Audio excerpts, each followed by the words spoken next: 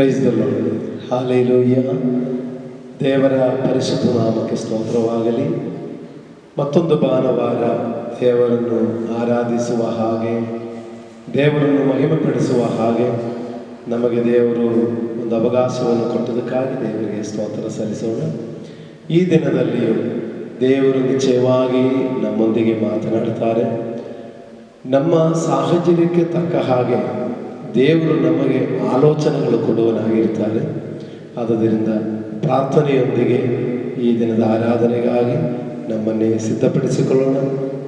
ಎಲ್ಲರೂ ಇರುವಂಥ ಸ್ಥಳಗಳಲ್ಲಿ ಒಂದು ನಿಮಿಷ ಕಣ್ಣುಗಳು ಮುಚ್ಚಿ ಶಿರವಾಗಿ ಪ್ರಾರ್ಥನೆ ಮಾಡಲಿಕ್ಕಾಗಿ ಸಿದ್ಧರಾಗೋಣ. Hallelujah, hallelujah, hallelujah, hallelujah. ಪ್ರೀತಿ ಸ್ವರೂಪನಾದ ನಮ್ಮ ತಂದೆಯಾದ ದೇವರೇ, ಈ ಒಳ್ಳೆಯ ದಿನಕ್ಕಾಗಿ ನಿಮಗೆ ಸ್ತೋತ್ರ ಸಲ್ಲಿಸುತ್ತೇನೆ. ಭೂಮಿಯು, ಆಕಾಶವು, ಸಮುದ್ರವು, ಅವುಗಳಲ್ಲಿರುವಂತಹ ಸಮಸ್ತವು ನಿರ್ಮಾಣ ಮಾಡಿರುವ ಜೀವ ಸ್ವರೂಪನಾದ ನಮ್ಮ ತಂದೆಯಾದ ದೇವರೇ, ನಿನ್ನ ಪರಿಶುದ್ಧ ನಾಮಕ್ಕೆ ಮಹಿಮೆ ಆಗಲಿ. ಈ ದಿನದಲ್ಲಿ ಕರ್ತನೇ, ನಿಮ್ಮ ಪಾದ ಸನ್ನಿಧಿಯಲ್ಲಿ ನಮ್ಮನ್ನು ತಗ್ಗಿಸಿಕೊಂಡು ದೇವರೇ ನಿಮ್ಮನ್ನು ಆರಾಧಿಸಿ, ನಿಮ್ಮನ್ನು ಘನಪಡಿಸಿ, ನಿಮ್ಮನ್ನು ಮಹಿಮೆಪಡಿಸಲಿಕ್ಕಾಗಿ ನಾವು ಬಂದಿರುವ ಹಾಗೆ ನಮ್ಮ ಪ್ರಾರ್ಥನೆಗಳು, ನಮ್ಮ ಸ್ತುತಿ ಸ್ತೋತ್ರಗಳು, ನಮ್ಮ ಆರಾಧನೆಯು, ನಮ್ಮ ವಿಜ್ಞಾಪನೆಗಳು ಎಲ್ಲವೂ ಸ್ವರ್ಗ ಸಿಂಹಾಸನದಲ್ಲಿ ದೇವರೇ ನಿಮಗೆ ಸ್ವೀಕಾರ್ಯವಾಗಲಿಕ್ಕಾಗಿ ಪ್ರಾರ್ಥಿಸುತ್ತೇನೆ. ಈ ದಿನದಲ್ಲಿ ನಾವು ಅರ್ಪಿಸುವ ಪ್ರಾರ್ಥನೆಗಳು ಸ್ವರ್ಗದಲ್ಲಿ ದೇವರೇ ನಿಮಗೆ ಮೆಚ್ಚುಗೆಯಾಗಿರಲಿ. ಕರ್ತನೇ, ನಿಮ್ಮ ವಾಕ್ಯಗಳ ಮೂಲಕ ನೀವು ನಮ್ಮೊಂದಿಗೆ ಮಾತನಾಡು ಸ್ವಾಮಿ. ನಮಗೆ ಬೇಕಾದಂಥ ಆಲೋಚನೆಗಳನ್ನು ಕೊಡಬೇಕು ದೇವರೇ. ಪವಿತ್ರಾತ್ಮನೇ ನಮಗೆ ಎಚ್ಚರಿಸಿ ನಡೆಸಬೇಕಾಗಿ ನಿಮ್ಮಲ್ಲಿ ಬೇಡಿಕೊಳ್ಳುತ್ತೇನೆ. ಈ ದಿನದಲ್ಲಿ ಕರ್ತನೇ, ನಿಮ್ಮ ಸ್ವರವನ್ನು ಕೇಳಲಿಕ್ಕಾಗಿ, ನಿಮ್ಮ ಆಲೋಚನೆಯನ್ನು ಕೇಳಿಕೊಳ್ಳಲಿಕ್ಕಾಗಿ ದೇವರೇ ನಮ್ಮನ್ನು ತಗ್ಗಿಸಿಕೊಳ್ಳುತ್ತೇನೆ.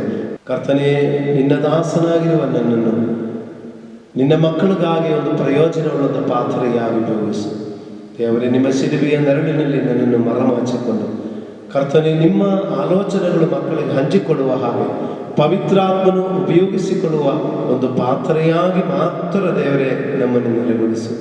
ದೇವರೇ, ನೀವೇ ಮಾತಾಡು, ನಿನ್ನ ನಾಮ ಮಾತ್ರ ಮಹಿಮೆ ಪಡಲು ಯೇಸು ಕ್ರಿಸ್ತನ ನಾಮದಲ್ಲಿ ಪ್ರಾರ್ಥಿಸಿ ಬೇಡುತ್ತೇನೆ, ಪರಲೋಕ ತಂದೆಯಾದ ದೇವರೇ, amen. Praise the Lord. Hallelujah.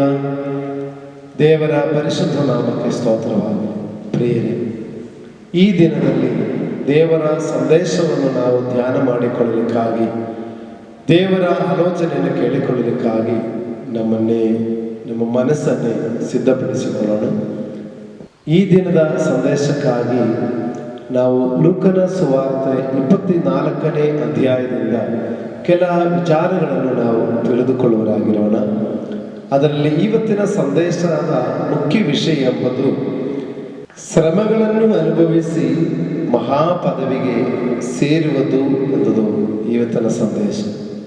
ಶ್ರಮಗಳನ್ನು ಅನುಭವಿಸಿ ಮಹಾಪದವಿಗೆ ಸೇರುವುದು. ಹಾಲೆಲೂಯ. ಕೇಳುವಾಗಲೇ ಒಂದು ವೇಳೆ ಏನಪ್ಪ ಶ್ರಮ ಅನುಭವಿಸಬೇಕಾ, ಕಷ್ಟ ಅನುಭವಿಸಬೇಕಾ ಎಂಬುದು ಇರಬಹುದು. ನಾವು ಯಾರು ಕಷ್ಟ ಅನುಭವಿಸಲಿಕ್ಕೆ ಇಷ್ಟಪಡುವವರಲ್ಲ. ಎಲ್ಲರೂ ಜೀವನದಲ್ಲಿ ಯಾವಾಗಲೂ ಸುಖವಾಗಿರಲಿ ಎಂದು ಭಾವಿಸುವರೇ ಆಗಿರುತ್ತಾರೆ. ಆದರೂ ಜೀವನ ಎಂಬುದಲ್ಲಿ ಕಷ್ಟ, ಸಂಕಟಗಳು ಮತ್ತು ಸುಖ ಸಂತೋಷಗಳಿರುವುದಾಗಿದೆ. ಕಷ್ಟದಲ್ಲಿಯೂ ಸಂತೋಷದಲ್ಲಿಯೂ ನಾವಿರುವಾಗಲೇ ಜೀವನ ಒಂದು ಸುಖಕರವಾಗಿರುವುದು ಮತ್ತು ಕಹಿ ಸಿಹಿ ಇರುತ್ತದೆ. ಈಗ ಬೇರೆ ಸಿಹಿ ಮಾತ್ರ ಇದ್ದರೆ ಆ ಸಿಹಿ ನಮಗೊಂದು ರುಚಿಯಾಗಿ ಗೊತ್ತಾಗುವುದಿಲ್ಲ.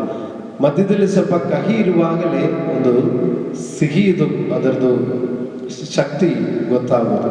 ಅದೇ ಥರ ನಮ್ಮ ಜೀವನದಲ್ಲಿ ನಾವು ಒಪ್ಪಿಕೊಂಡಿದ್ದರು, ಒಪ್ಪಿಕೊಳ್ಳದೆ ಹೋಗಿದರು, ನಾವು ಕಷ್ಟ ಸಂಕಟಗಳಲ್ಲಿಯೂ ಸುಖ ಅನುಭವಿಸುವವರಾಗಿರುತ್ತೇವೆ. ಹಾಲೆಲೂಯ.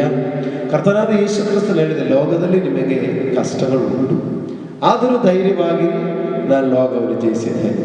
ಅದರಿಂದ ಇವತ್ತಿನ ಸಂದೇಶದಲ್ಲಿ ಹೇಳ್ತಾ ಇದೆ, ಕಷ್ಟಗಳನ್ನು ಅನುಭವಿಸಿ ನಾವು ಮಹಿಮಾ ಪದವಿಗೆ ಸೇರಲಿಕ್ಕಿದೆ. ಇವತ್ತು ಜೀವನದಲ್ಲಿ ಒಂದು ಕಷ್ಟ ಇದ್ದರೆ ನಾಳೆ ನಿಮಗೊಂದು ಮಹಿಮಾ ಪದವಿ ಇದೆ ಎಂಬುದು ಅರ್ಥ. ಹಾಲೆಲೂಯ. ಇವತ್ತೊಂದು ಪರೀಕ್ಷೆ ಇದ್ದರೆ ನಾಳೆ ಒಂದು ಪ್ರಮೋಷನ್ ಇರೋದು ನಿಜ. ಹಲ್ಲೆಲೂಯಾ. ಆದುದರಿಂದ ಈ ದಿನದಲ್ಲಿ ಯಾರಾದರೂ ಒಂದು ಕಷ್ಟದಲ್ಲಿ ಇರುವವರಾಗಿದ್ದರೆ, ಒಂದು ನಿರಾಶೆಯಲ್ಲಿ ಇರುವವರಾಗಿದ್ದರೆ, ಅದಕ್ಕೆ ಅರ್ಥ ನಾಳೆ ನಿಮಗೆ ಒಂದು ನಿರೀಕ್ಷೆ ಇದೆ, ನಾಳೆ ನಿಮಗೊಂದು ಸಂತೋಷದ ಸುದ್ದಿ ಇದೆ, ನಾಳೆ ನಿಮಗೊಂದು ಉದ್ಧಾರಣೆ ಇದೆ ಎಂಬುದು ಅರ್ಥ. ಇವತ್ತು ನೀವು ಶೋಧನೆಯಲ್ಲಿ ಇದೆ ಅಂತ ಹೇಳಿಕೊಂಡು, ಇವತ್ತು ನೀವು ಕಷ್ಟದಲ್ಲಿ ಇದೆ ಅಂತ ಹೇಳಿಕೊಂಡು ನೀವು ಎಲ್ಲವೂ ಮುಗಿದು ಹೋಗಿದೆ ಎಂಬುದು ತಿಳ್ಕೊಳ್ಳಬೇಡ. ನಾಳೆಯ ಒಂದು ಒಳ್ಳೆಯದಕ್ಕಾಗಿರುವಂತಹ ಒಂದು ಪರೀಕ್ಷೆ ಮಾತ್ರವಾಗಿದೆ ಇದು. ಈ ಪರೀಕ್ಷೆಯಲ್ಲಿ ಪಾಸ್ ಆಗುತ್ತದೆ, ಪ್ರಮೋಷನ್ ಆಗುತ್ತದೆ. ಹಲ್ಲೆಲೂಯಾ. ಪ್ರಿಯರೇ, ನಾವು ಲೂಕನ ಸುವಾರ್ತೆಯಲ್ಲಿ 24ನೇ ಅಧ್ಯಾಯದಲ್ಲಿ 13ನೇ ವಾಕ್ಯದಿಂದ ನೋಡುವ ಹಾಗೆ, ಯೇಸು ಕ್ರಿಸ್ತನ ಮರಣದ ನಂತರ ಶಿಷ್ಯರುಗಳಲ್ಲಿ ಇಬ್ಬರು ಯೆರೂಸಲೇಮಿನಿಂದ 6.5 ಮೈಲು ದೂರ ಇರುವಂತ ಎಮ್ಮವು ಎಂಬ ಗ್ರಾಮಕ್ಕೆ ಅವರು ಹೊರಟು ಹೋಗುತ್ತಾ ಇದ್ದಾರೆ. ಹೋಗುತ್ತಾ ಇರುವ ದಾರಿಯಲ್ಲಿ ಅವರು ಮಾತನಾಡಿಕೊಂಡು ಹೋಗುವಾಗ ಅವರ ಮಾತಿನಿಂದಲೇ ಅರ್ಥ ಆಗುತ್ತದೆ ಅವರು ನಿರಾಸೆಯಲ್ಲಿರುವರು. ಯಾಕಂದರೆ ಅವರು ಕರ್ತನಾದ ಯೇಸು ಕ್ರಿಸ್ತನ ಬಗ್ಗೆ ಅವರೊಂದು ಒಳ್ಳೆ ನಿರೀಕ್ಷೆ ಇಟ್ಟಿದ್ದರು. ನಾವು ಆ ವಾಕ್ಯ ನೋಡಿಕೊಳ್ಳೋಣ. 24ನೇ ಅಧ್ಯಾಯದ 21ನೇ ವಾಕ್ಯದಲ್ಲಿ, ನಾವಾದರೂ ಇಸ್ರಾಯೇಲ್ ಜನರನ್ನು ಬಿಡಿಸತಕ್ಕವನು ಆತನೇ ಎಂದು ನಿರೀಕ್ಷಿಸಿಕೊಂಡಿದ್ದೆವು. ಇದು ಮಾತ್ರವಲ್ಲದೆ ಆ ಕಾರ್ಯಗಳು ನಡೆದು ಈಗೊತ್ತು 3ನೆಯ ದಿನ.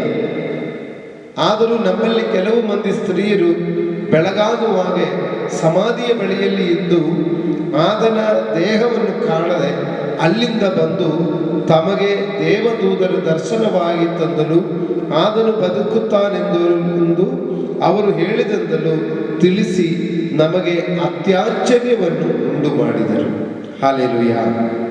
ಪ್ರಿಯರೇ, ಯೇಸುವಿನ ಮರಣದ ಅನಂತರ ಯೇಸುವಿನ ಶಿಷ್ಯರಲ್ಲಿಬ್ಬರು ಅವರು ಎಮ್ಮವು ಎಂಬ ಗ್ರಾಮಕ್ಕೆ ಹೋಗುವಾಗ ಆ ಇಬ್ಬರು ಶಿಷ್ಯರು ಅಂತ ಹೇಳಿದರೆ ಬೈಬಲ್ ವಿಜ್ಞಾನಿಗಳು ಹೇಳುತ್ತಾರೆ ಅದು ಒಂದು ವೇಳೆ ಗಂಡ ಹೆಂಡತಿ ಆಗಿರಬಹುದು ಎಂದು. ಅದಕ್ಕೆ 2 ಕಾರಣ ಹೇಳ್ತಾ ಇದೆ. ಒಂದು, ಅವರಿಬ್ಬರು ದಾರಿಯಲ್ಲಿ ತರ್ಕ ಮಾಡಿಕೊಂಡು ಹೋಗಿದೆ ಎಂಬುದು. ಇನ್ನೊಂದೇನೆಂದರೆ ಅವರು ತಮ್ಮ ಪಟ್ಟಣಕ್ಕೆ ತಮ್ಮ ಗ್ರಾಮಕ್ಕೆ ಸೇರುವಾಗ ಅವರು ಇಬ್ಬರು ಒಂದೇ ಮನೆಗೆ ಹೋಗಲಿಕ್ಕೆ ಅವರು ಒಂದೇ ಕಡೆ ತಿರುಗಿದರು. ಅವರ ಜೊತೆಯಲ್ಲಿ ಹೋಗಿರುವ ಯೇಸು ನೆಟ್ಟಕ್ಕೆ ಹೋಗಲಿಕ್ಕೆ ಭಾವಿಸಿದರು. ಅವರಿಬ್ಬರು ಒಂದೇ ಕಡೆಗೆ ತಿರುಗಿದರು.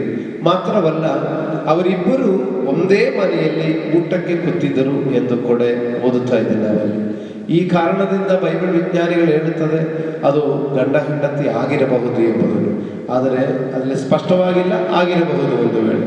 ಇರಲಿ, ಏನೇ ಆಗಲಿ, ಯೇಸುವಿನ ಶಿಷ್ಯರಲ್ಲಿ ಇಬ್ಬರು ಅಲ್ಲಿ ಯೇಸುವಿನ ಮರಣದ ನಂತರ ಅವರು ನಿರಾಸೆಪಟ್ಟು ಅವರು ದುಃಖಪಟ್ಟು ತಮ್ಮ ಪಟ್ಟಣಕ್ಕೆ ಅವರು ತಿರುಗಿ ಹೋಗುತ್ತಾ ಇದ್ದಾರೆ. ಯೆರೂಸಲೇಮನ್ನು ಬಿಟ್ಟು 6.5 ಮೈಲು ಸುಮಾರು 10 ಕಿಲೋಮೀಟರ್ ದೂರ ಅವರು ತಿರುಗಿ ಹೋಗುತ್ತಾ ಇದ್ದಾರೆ. ಅಲ್ಲಿ ಹೋಗುತ್ತಾ ಇರುವ ಮಾರ್ಗದಲ್ಲಿ ಅವರು ಮಾತನಾಡಿಕೊಂಡು ಹೋಗುವಾಗ ಅವರು ನಿರಾಶೆಪಟ್ಟು ಹೋಗುತ್ತಾ ಇರುವಾಗ ಯೇಸು ಕರ್ತನು ತಾನೆ ಅವರ ಜೊತೆಯಲ್ಲಿ ಅವರಿಗೆ ಕಣ್ಣಿಗೆ ಮರೆಯಾಗಿ, ಆದರೆ ಅವರಿಗೆ ಯೇಸು ಎಂದು ಗೊತ್ತಿಲ್ಲದೆ ಒಂದು ಅಪರಿಚಿತನ ಹಾಗೆ ಅವರ ಜೊತೆಯಲ್ಲಿ ನಡ್ಕೊಂಡು ಹೋಗ್ತಾರೆ. ಹೋಗುವಾಗ ಕೇಳ್ತಾರೆ, ನೀವೇನು ಮಾತಾಡಿಕೊಂಡು ಹೋಗೋದು, ಏನು ನಿಮ್ಮ ಮಧ್ಯದಲ್ಲಿ ಮಾತಾಡ್ತಾ ಇದ್ದೀರಲ್ಲ. ಅವಾಗಲೂ ಅವರು ಕೇಳ್ತಾರೆ, ಅಯ್ಯೋ ಈ ಯೆರೂಸಲೇಮಿನಲ್ಲಿ ಬಂದಿರುವಂತ ಅಲ್ಲಿ ವಾಸವಾಗಿರುವ ಜನರಲ್ಲಿಯೂ ಪರದೇಶಿಗಳಾಗಿ ಇಲ್ಲಿರುವ ಜನರಿಗೂ ಎಲ್ಲ ವಿಷಯ ಗೊತ್ತಾಯಿತು. 3 ದಿವಸ ಮುಂಚೆ ನಡೆದಿರುವ ಘಟನೆಗಳು ನಿಮಗಿನ್ ಮಾತ್ರ ಗೊತ್ತಿಲ್ವಾ? ನಿಮಗೊಬ್ಬರಿಗೂ ಮಾತ್ರ ಗೊತ್ತಿಲ್ವಾ ಈ ವಿಷಯ?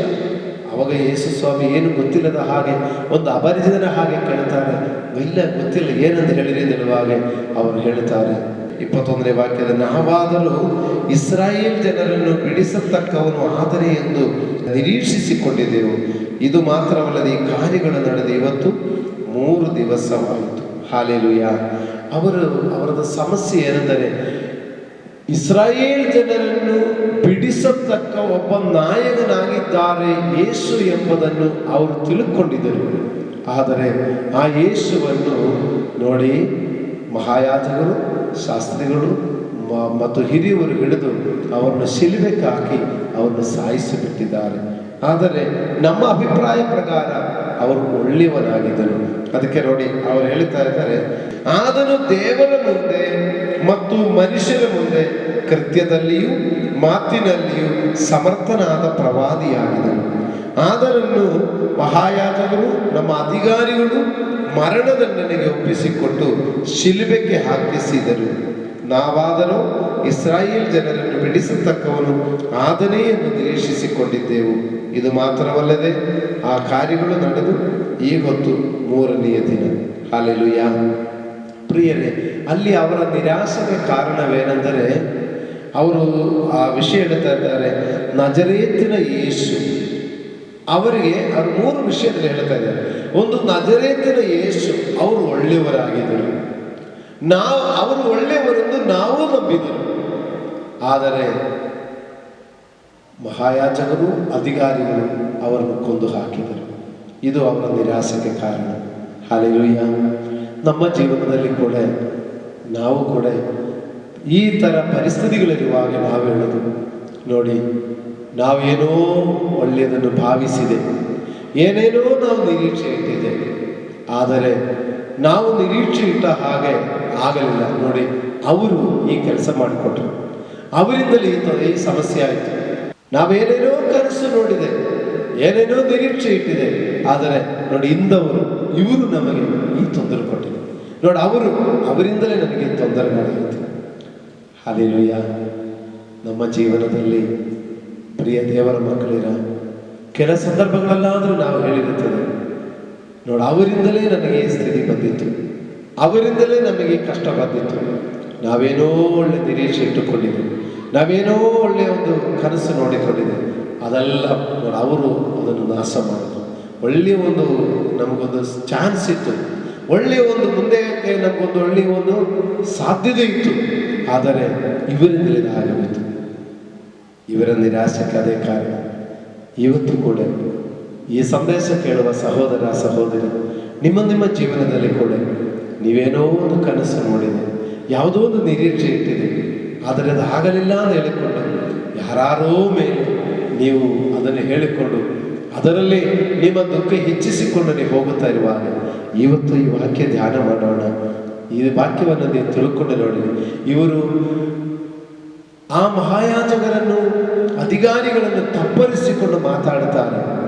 ನಾವು ಯೇಸು ಕ್ರಿಸ್ತನ ಬಗ್ಗೆ ತಿಳ್ಕೊಂಡಿದೆ, ಯೇಸು ನಮಗೊಂದು ರಕ್ಷಕನಾಗಿರುತ್ತಾನೆ ಎಂಬುದನ್ನು, ಅವನು ನಮ್ಮನ್ನು ರಕ್ಷಿಸುತ್ತಾನೆ, ಇಸ್ರಾಯೇಲ್ ಜನರನ್ನು ಬಿಡಿಸತಕ್ಕವನು ಎಂದು ನಾವು ನಿರೀಕ್ಷಿಸಿಕೊಂಡಿದೆ. ಇಸ್ರಾಯೇಲ್ ಜನರಿಗೆ ನಮಗೊಂದು ಒಳ್ಳೆಯ ಭವಿಷ್ಯ ಬರುತ್ತದೆ, ಅವರಿಂದಲೇ ಒಂದು ಒಳ್ಳೆಯದಾಗತ್ತೆ ಅಂತ ನಾವು ತಿಳ್ಕೊಂಡಿದೆ, ಆದರೆ ನಮಗೆ ಆಗಲಿಲ್ಲ. ಹಲ್ಲೆಲೂಯಾ. ಪ್ರಿಯರೇ, ಈ ನಿರೀಕ್ಷೆ ಅವರಲ್ಲಿ ಇದ್ದರೆ ಕೂಡ ಆ ಯೇಸು ಸತ್ತವರೊಳಗಿಂದ ಪುನರುದ್ಧಾನ ಹೊಂದಿದೆ ಎಂಬುದನ್ನು ಹೇಳುವಾಗ ಅದು ಅವರ ಒಳಗಡೆ ಹೋಗುತ್ತಾ ಇಲ್ಲ. ನೋಡಿ, ಅವರೇ ಹೇಳ್ತಾ ಇದ್ದಾರೆ, ಇವತ್ತು 3 ದಿವಸವಾಯಿತು. ನೋಡಿ, ಯೇಸು ನಾವು ಬರಬೇಕಾದ ಇಸ್ರಾಯೇಲ್ ಜನರಾಗಿರುವ ನಮ್ಮನ್ನು ಬಿಡಿಸತಕ್ಕ ಯೇಸು, ಅವರು ನಮ್ಮನ್ನು ರಕ್ಷಿಸಲಿಕ್ಕೆ ತಕ್ಕವನು, ಅವರ ಕದೆ ಮುಗಿದೋಯಿತು.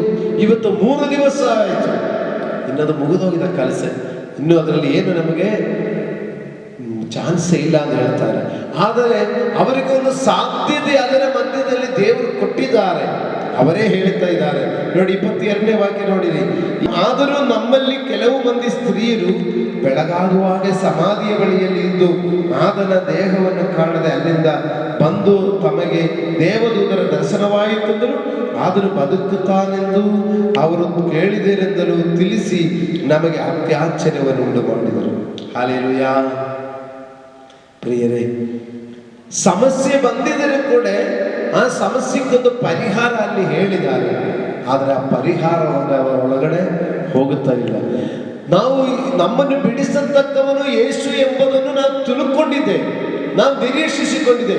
ಹೀಗೆ ನಡೆದರೆ ನಮ್ಗೆ ಚೆನ್ನಾಗಾಗುತ್ತದೆ, ಈ ರೀತಿಯಲ್ಲಿ ಹೋದರೆ ನಮ್ಮ ಜೀವನ ಚೆನ್ನಾಗಾಗುತ್ತೆ ಅಂತ ತಿಳ್ಕೊಂಡಿದ್ದೆ.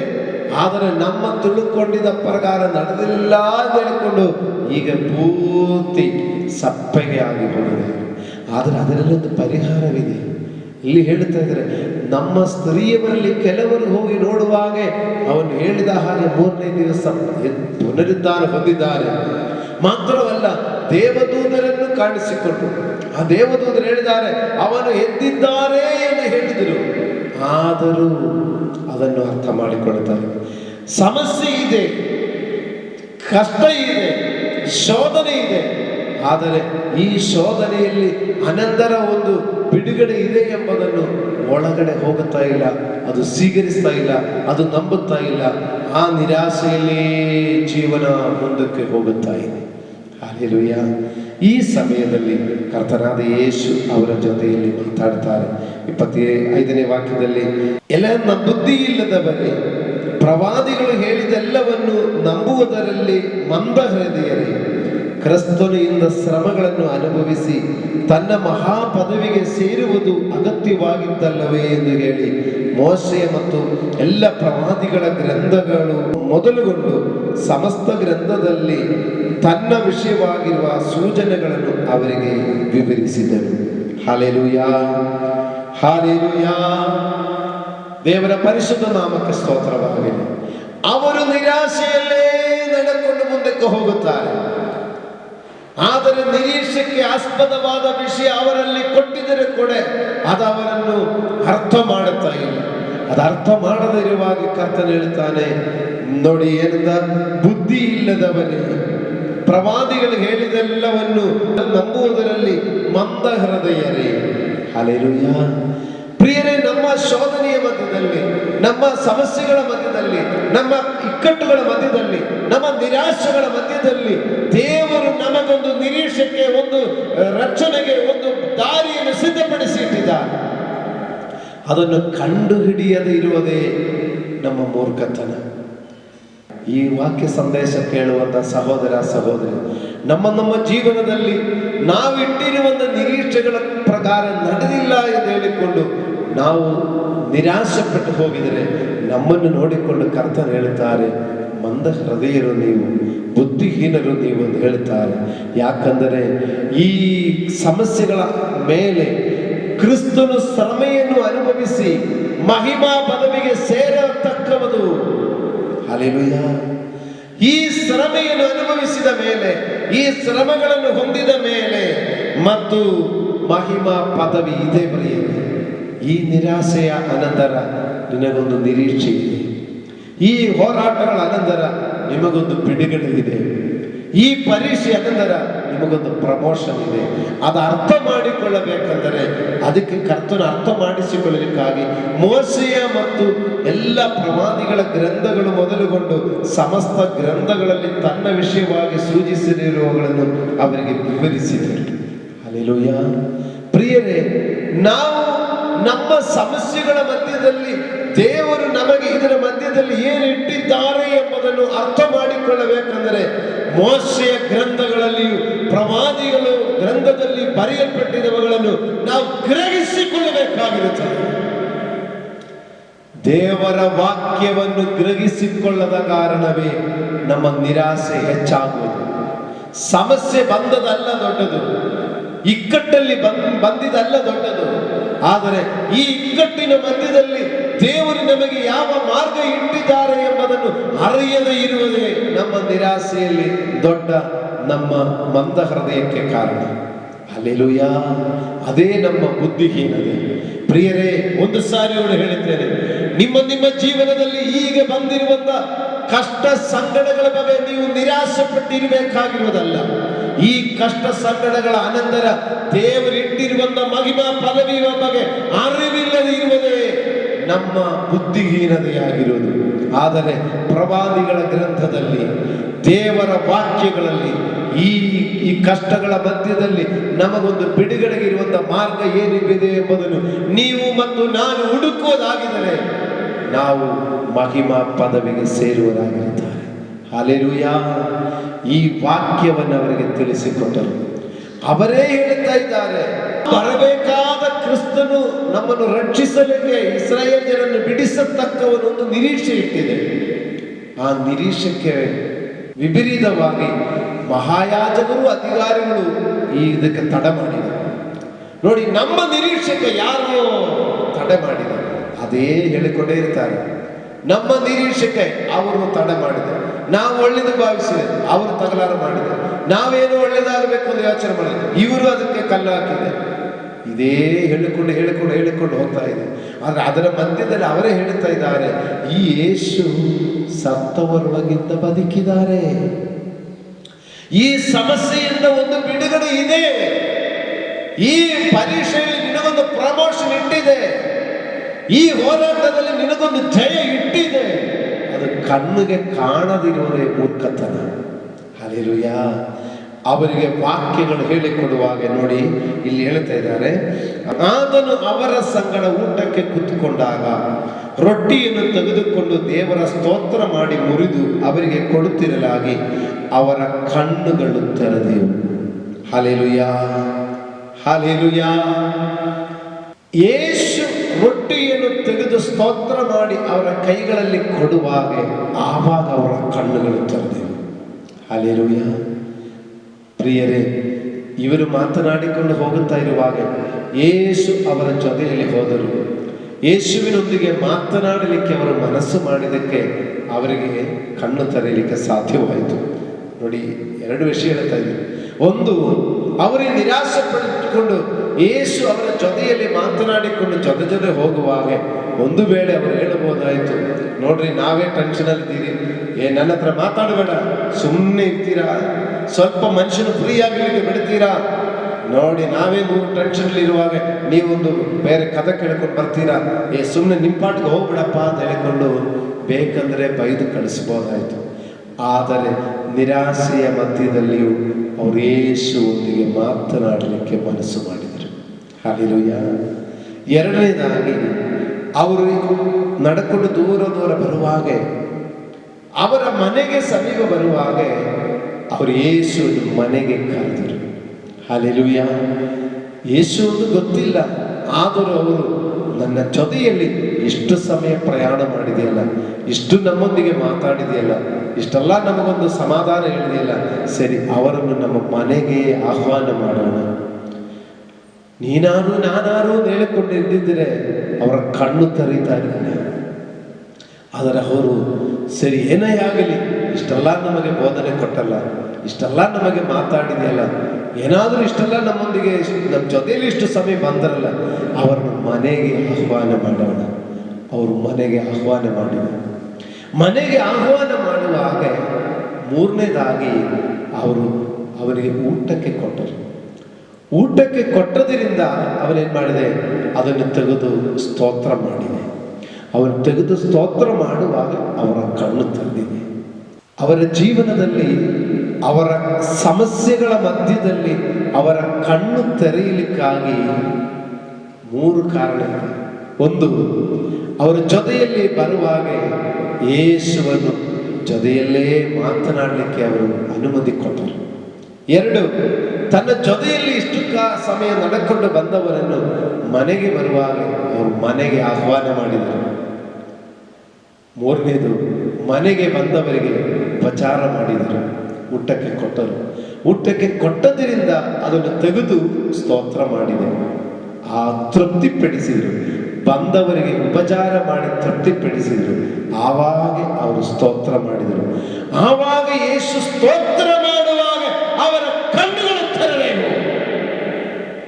ನನ್ನನ್ನು ಗಮನಿಸ್ತಾ ಇರುವ ಸಹೋದರ ಸಹೋದರಿ, ನಿನ್ನ ಜೀವನದ ವೇದನೆಯ ಮಧ್ಯದಲ್ಲಿ, ನಿನ್ನ ಹೋರಾಟದ ಸಂಕಟಗಳ ಮಧ್ಯದಲ್ಲಿ, ನಿನ್ನ ಇಕ್ಕಟ್ಟಿನ ವೇದನೆಯ ಮಧ್ಯದಲ್ಲಿ ಆ ಮಹಾಯಾಜಕರ ಬಗ್ಗೆ ನೀ ದೂರ ಹೇಳಿಕೊಂಡು, ಆ ಅಧಿಕಾರಿಗಳ ಬಗ್ಗೆ ಕಂಪ್ಲೇಂಟ್ ಹೇಳಿಕೊಂಡು, ನಿನ್ನ ಜೀವನದ ನಿರೀಕ್ಷೆಗೆ ಅವರೇ ಕಾರಣ ಅಂತ ಹೇಳಿಕೊಂಡು ನೀನಿರುವಾಗ ನಿನ್ನ ಜೊತೆಯಲ್ಲಿ ನಿನ್ನನ್ನು ಸಂತೈಸಲಿಕ್ಕೆ ಬರುವ ಯೇಸು ಇದ್ದಾರೆ.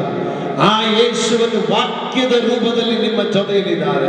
ಆ ಯೇಸುವಿನ ವಾಕ್ಯಕ್ಕೆ ನೀ ಕೇಳಲಿಕ್ಕೆ ಮನಸ್ಸು ಕೊಡುವನಾಗಿದರೆ, ಆ ಯೇಸುವನ್ನು ನಿನ್ನ ಜೊತೆಯಲ್ಲಿ ಬರಲಿಕ್ಕೆ ನೀ ಮನಸ್ಸು ಮಾಡುವನಾಗಿದರೆ ನಿನ್ನ ಕಣ್ಣು ತೆರೆಯುತ್ತದೆ.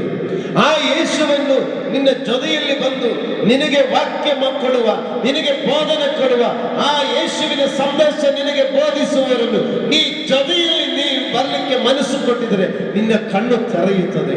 ಮಾತ್ರವಲ್ಲ, ಅವನು ನಿನ್ನ ಜೊತೆಯಲ್ಲಿ ಬರ್ತಾ ಇರುವಾಗ ಇಷ್ಟು ನನಗೆ ಬೋಧನೆ ಕೊಟ್ಟವರು, ಇಷ್ಟು ನನಗೆ ಒಂದು ಸಮಾಧಾನ ಹೇಳಿದವರು, ಇಷ್ಟೇನೇ ಆಗಲಿ ಇಷ್ಟು ನನ್ನ ಜೊತೆಯಾಗಿ ನಡೆದವರು, ಅವರನ್ನು ನಿಮ್ಮ ಮನೆಗೆ ಆಹ್ವಾನ ಮಾಡುವಾಗ ನಿನ್ನ ಕಣ್ಣು ತೆರೆಯುತ್ತದೆ. ಮಾತ್ರವಲ್ಲ, ಅವನು ನಿನ್ನ ಮನೆಗೆ ಬರುವಾಗ ನೀನು ಅವನನ್ನು ಬೇಕಾಬಟ್ಟಿಯಾಗಿ ನೋಡದೆ ನಿನಗಿರುವುದರಲ್ಲಿ ತೆಗೆದುಕೊಂಡು ಅವನಿಗೆ ಉಪಚಾರ ಮಾಡುವುದಾಗಿದ್ದರೆ ಅವನು ನಿನಗಾಗಿ ಒಂದು ಸ್ತೋತ್ರ ಮಾಡುತ್ತಾನೆ. ನೀ ಕೊಟ್ಟದಕ್ಕೆ ಉಪಚಾರಕ್ಕೊಂದು ಸ್ತೋತ್ರ ಮಾಡುತ್ತಾರೆ. ಆವಾಗ ನಿನ್ನ ಕಣ್ಣು ತೆರೆಯುತ್ತದೆ, ನಿನ್ನ ನಿರಾಶೆ ಹೋಗಿರುತ್ತದೆ. ನೀನು ಈಗಲೂ ನಿರಾಶೆಯಲ್ಲಿ ಇರಬೇಕಾ? ಈಗಲೂ ಆ ಮಹಾಯಾಜಕರ ಬಗ್ಗೆ, ಆ ಅಧಿಕಾರಿಗಳ ಬಗ್ಗೆ ಈಗಲೂ ನೀವು ಕಂಪ್ಲೇಂಟ್ ಹೇಳಿಕೊಂಡು ನಿರಾಶೆ ಹೆಚ್ಚಿಸಿಕೊಂಡು ಹೋಗಬೇಕು. ಅದನ್ನು ಬಿಟ್ಟುಬಿಡು. ಅದು ಪ್ರವಾದಿಯ ಪುಸ್ತಕದಲ್ಲಿ ಬರೆದಿದ ಹಾಗೆ ನಡೆಯುವುದು. ನಿನ್ನ ಜೀವನದಲ್ಲಿ ನನ್ನ ದೇವರ ಅಪ್ಪಣೆ ಇಲ್ಲದೆ ಒಂದು ವಿಷಯ ನಡೆಯುವುದಿಲ್ಲ. Hallelujah, hallelujah. ನನ್ನ ದೇವರ ಅನುಮತಿ ಇಲ್ಲದೆ ನಿಮ್ಮ ಜೀವನದಲ್ಲಿ ಒಂದು ಕಾರ್ಯವು ನಡೆಯುವುದಿಲ್ಲ. ಯಾರೆಲ್ಲ ಅದಕ್ಕೆ ವಿಪರೀತವಾಗಿ ಬಂದಿದ್ದರು, ಯಾರೆಲ್ಲ ಎದುರಾಗಿ ಬಂದಿದ್ದರು, ದೇವರ ಅಪ್ಪಣೆ ಇಲ್ಲದೆ ಯಾವ ಕಾರ್ಯಗಳು ನಡೆಯುವುದಿಲ್ಲ. ಹಾಗಾದರೆ ಇವತ್ತು ಮಹಾಯಾಜಕರು, ಶಾಸ್ತ್ರಿಗಳು ಯೇಸುವನ್ನೇ ಶಿಲುಬೆಗೆ ಹಾಕಿದರೆ ಅದು ದೇವರ ತೀರ್ಮಾನ ಪ್ರಕಾರವೇ ಆಗಿರುವುದು. ದೇವರ ತೀರ್ಮಾನ ಪ್ರಕಾರವೇ ಇವತ್ತು ಯೇಸುವನ್ನೇ ಶಿಲುಬೆಗೆ ಹಾಕಿರುವುದು. ನಿನ್ನ ಜೀವನದಲ್ಲಿ ಇವತ್ತೊಂದು ಕಷ್ಟ ಬಂದಿದರೆ, ಇವತ್ತು ನಿನ್ನ ಜೀವನದಲ್ಲಿ ಒಂದು ಇಕ್ಕಟ್ಟು ಬಂದಿದರೆ, ನನ್ನ ದೇವರ ಅನುಮತಿ ಇಲ್ಲದೆ ಬಂದಿಲ್ಲ. ಅದಕ್ಕೆ ಮಹಾಯಾಜಕರ ಮೇಲೆ ತಪ್ಪರಿಸಬೇಡ, ಅಧಿಕಾರಿಗಳ ಮೇಲೆ ತಪ್ಪರಿಸಬೇಡ. ದೇವರೇ, ಇದು ನಿನ್ನ ಅಪ್ಪಣೆಯ ಮೇರೆಗೆ ನಡೆದಿದೆ, ಆದರೆ ಇದರಿಂದ ಅನಂತರ ಒಂದು ಮಹಿಮಾ ಪದವಿ ಇದೆಯಲ್ಲ, ಇದರ ಅನಂತರ ಒಂದು ಮಹಿಮಾ ಪದವಿ ಇದೆಯಲ್ಲ, ಆ ಪದವಿಯ ಕಡೆಗೆ ನನ್ನ ದೃಷ್ಟಿಗಳನ್ನು ತೆರೆಯುವಂತೆ ಮಾಡು.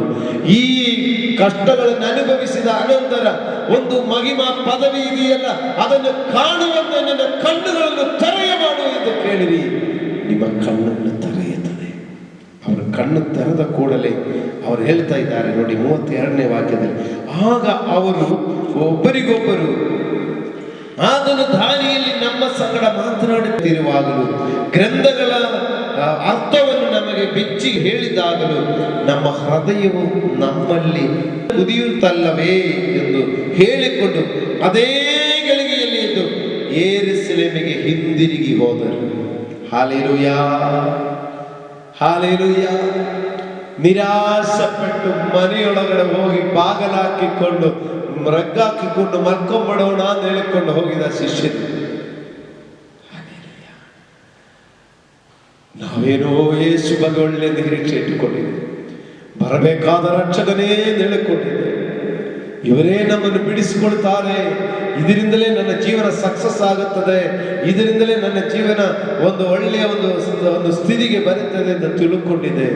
ಎಲ್ಲ ನಾಶವಾಗೋಯ್ತಲ್ಲ, ಎಲ್ಲ ನಿರೀಕ್ಷೆ ಹೋಯ್ತಲ್ಲ ಅಂತ ಹೇಳಿ ನಿರಾಶೆಪಟ್ಟು, ಓ ದೇವದೂತರು ಹೇಳಿದೆ ಅಂತ ಹೇಳಿದ್ರು ಕೇಳದೆ, ಓ ಮರಿಯಳು ಮತ್ತು ಹೋಗಿ ಕೆಲ ಸ್ತ್ರೀಯರು ಹೋಗಿ ಯೇಸು ಪುನರುದ್ಧಾನ ಹೊಂದಿದೆ ಅಂತ ಹೇಳಿದ್ರೆ ಅದು ಕೇಳಿಕೊಳ್ಳದೆ ನಿರಾಶೆಯಲ್ಲಿ ಮುಳುಗಿ ಮನೆಗೆ ಹೋಗುತ್ತಾ ಇರುವ ಹಾಗೆ ನಡ್ಕೊಂಡು ಹೋಗಿ ಎಲ್ಲೋ ಮನೆಗೆ ಹೋಗಿ ಮಲ್ಕೊಂಡ್ಬಿಡೋಣ, ಈ ಜೀವನ ಇಷ್ಟೇ, ಈ ಯೇಸುವನ್ನು ನಂಬಿದ ಇಷ್ಟೇ, ಈ ಯೇಸುವನ್ನು ಹಿಂಬಾಲಿಸಿಕೊಂಡಿದ್ದಿಷ್ಟೇ, ನಾವು ನಿರೀಕ್ಷಿಸಿದ ಹಾಗೆ ಆಗಿಲ್ಲ, ನಾವು ತಿಳ್ಕೊಂಡ ಥರ ಎಲ್ಲ ಆಗಲ್ಲ, ಇದು ಇಷ್ಟೇ ಎಂದು ಹೇಳಿಕೊಂಡು ಮನೆಗೆ ಹೋಗಿ ಮಲ್ಕೊಂಡ್ಬಿಡೋಣ ಅಂತ ಹೇಳಿಕೊಂಡು ಹೋಗಿದ ಶಿಷ್ಯರಿಗೆ ದೇವರ ವಾಕ್ಯವನ್ನು ಕೇಳುವಾಗ ಹೃದಯದಲ್ಲಿ ಕುದಿಯುತ್ತಾ ಅವರ ಕಣ್ಣುಗಳು ತೆರೆದಿತ್ತು.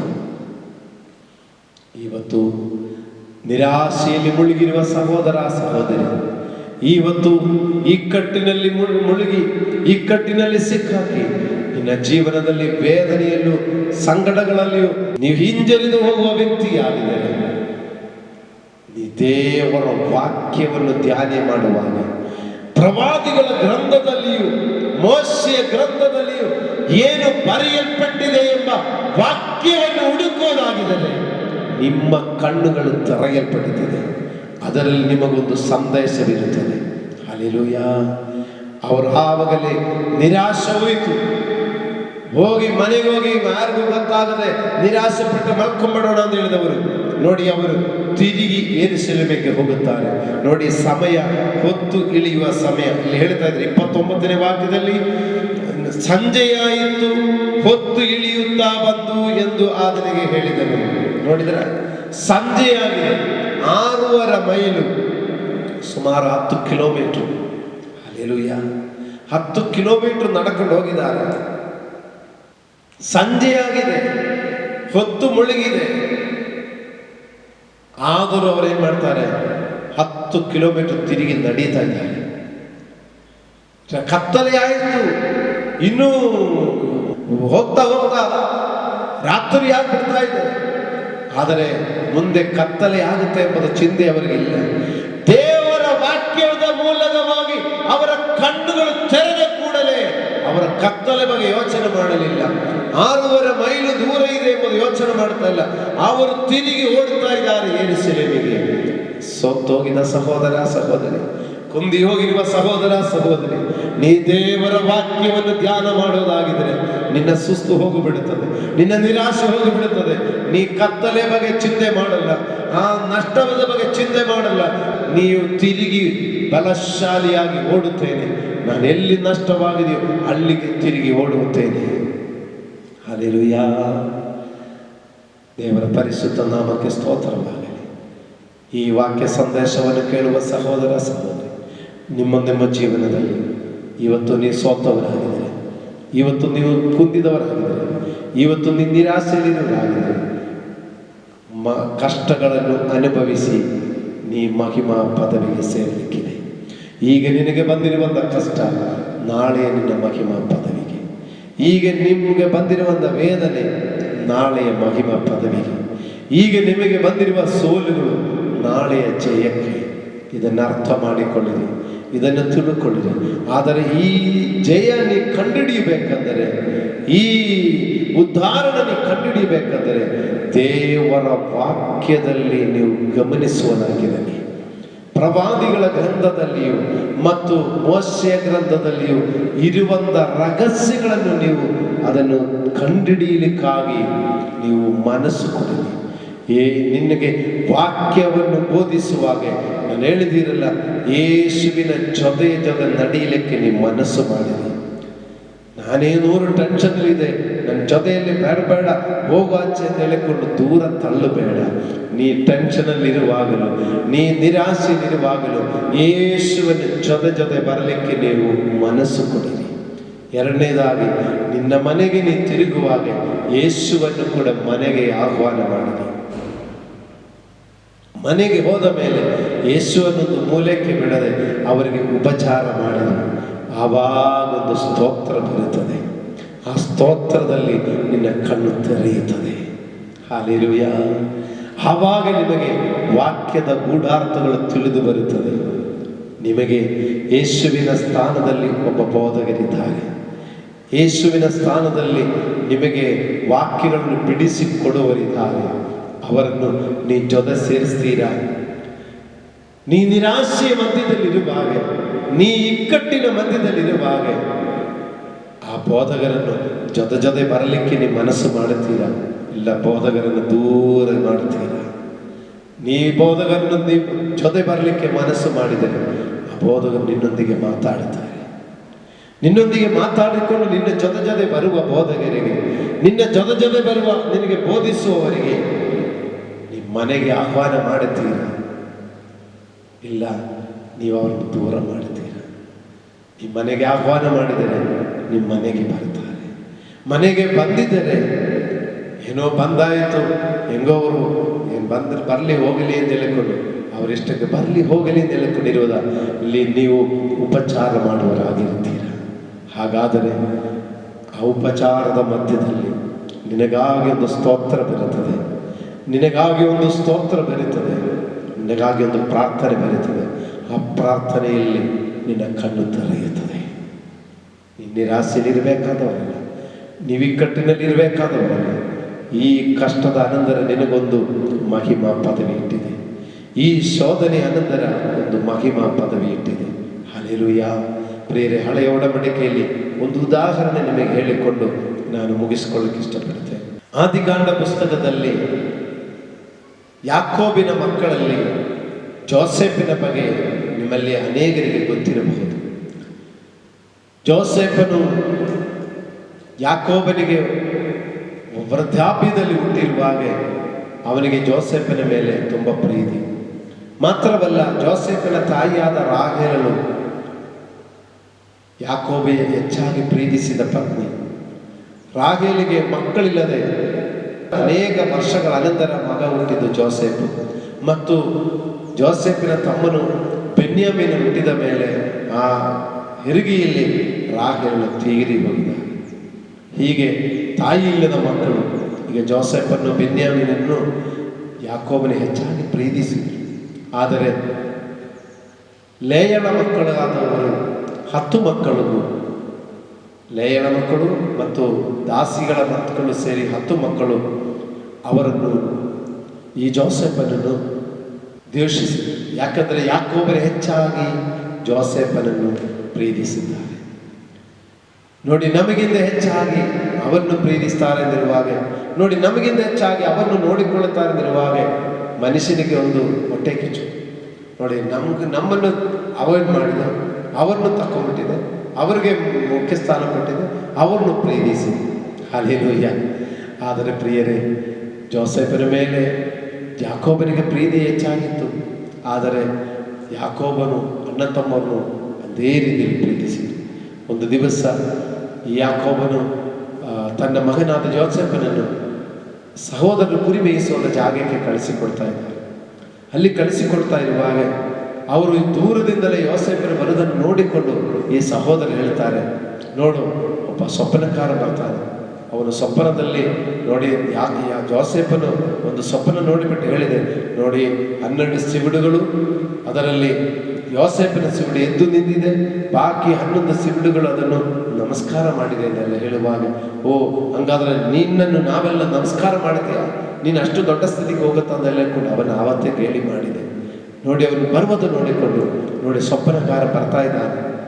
ನೋಡಿ, ಅವರೆಲ್ಲರೂ ಸೇರಿಕೊಂಡು ತೀರ್ಮಾನ ಮಾಡಿಕೊಡ್ತಾರೆ, ನಾವು ಈ ಬಾಲಕ ಬರ್ತಾ ಇದ್ದಾನೆ, ಅವನ್ನೇ ಸಾಯಿಸಿಬಿಡೋಣ ಅಂತ. ಹಲ್ಲೆಲೂಯ. ಅವರು ಸಹೋದರರು ಸೇರಿ ಅವನು ಸಾಯಿಸಿ ಬಿಡಬೇಕು ಅಂತ ತೀರ್ಮಾನ ಮಾಡುವಾಗ ದೊಡ್ಡ ಅಣ್ಣನಾದ ರೂಬೇನನ್ನು ಹೇಳ್ತಾನೆ, ಬೇಡ ಬೇಡ, ರಕ್ತ ಸುರಿದು ನಾವೊಂದು ಪಾಪ ಮಾಡಬೇಡ. ಅದಕ್ಕೆ ನಾವು ಅವನ ಮೇಲೆ ಈ ಎಲ್ಲರಿಗೂ ಅಣ್ಣ ತಮ್ಮರೆಲ್ಲರೂ ಅವನ ಮೇಲೆ ಕೋಪ ಇದೆ. ಸರಿ, ಅವನು ರಕ್ತ ಸುರಿಸುವುದರಲ್ಲಿ ರೂಬೇನಿಗೆ ಇಷ್ಟ ಇಲ್ಲ. ಅವನು ನೋಡುವಾಗ ಒಂದು ಹಾಳು ಬಾವಿ ಕಾಣಿಸ್ತಾ ಇದೆ. ಅವನು ಹೇಳ್ತಾ ಇದ್ದಾನೆ, ನೋಡಿ ಹಾಳು ಬಾವಿಗೆ ಹಾಕ್ಬಿಡೋಣ, ಅವನಿಗೆ ಸಾಯಿಸೋದೇನು ಬೇಡ. ಆದರೆ ಹಾಗೆ ಹಾಳು ಬಾವಿಗೆ ಅವನಲ್ಲಿ ಹಾಕಿಬಿಟ್ಟು ಆ ಜೋಸೆಫನಲ್ಲಿ ಎಷ್ಟು ಅಳ್ತಾ ಇದ್ದಾರೆ ನೀವು ಯೋಚನೆ ಮಾಡಿರಿ. ಆ ಹಾಳು ಬಾವಿಯಲ್ಲಿ ತನ್ನನ್ನು ಹಾಕಿಬಿಟ್ಟಿರುವಾಗ ಸಂದ ಸಹೋದರರನ್ನು ಎಷ್ಟೋ ದಿವಸದ ಅನಂತರ ಸಹೋದರನು ನೋಡಲಿಕ್ಕಾಗಿ ಬಂದಿದ್ದಾನೆ. ಅಪ್ಪನ ಕೇಳುತ್ತಾನೆ, ನೋಡಿ ನಿನ್ನ ಸಹೋದರಕ್ಕೂ ಆ ಕುರಿ ಮೇಯಿಸ್ತಾ ಇರುವ ಜಾಗೆಯಲ್ಲಿ ಹೋಗಿ ನೀನು ನೋಡಿಕೊಂಡು ಬರ್ತೀರಾ ಅಂತ ಕೇಳುವಾಗ, ಹೌದಪ್ಪ ನಾನೇ ಹೋಗ್ತೀನಿ ಅಂತ ಹೇಳಿಕೊಂಡು ನಮ್ಮ ಅಣ್ಣವರನ್ನು ನೋಡಬೇಕು ಅಂತ ಆಸೆಪಟ್ಟು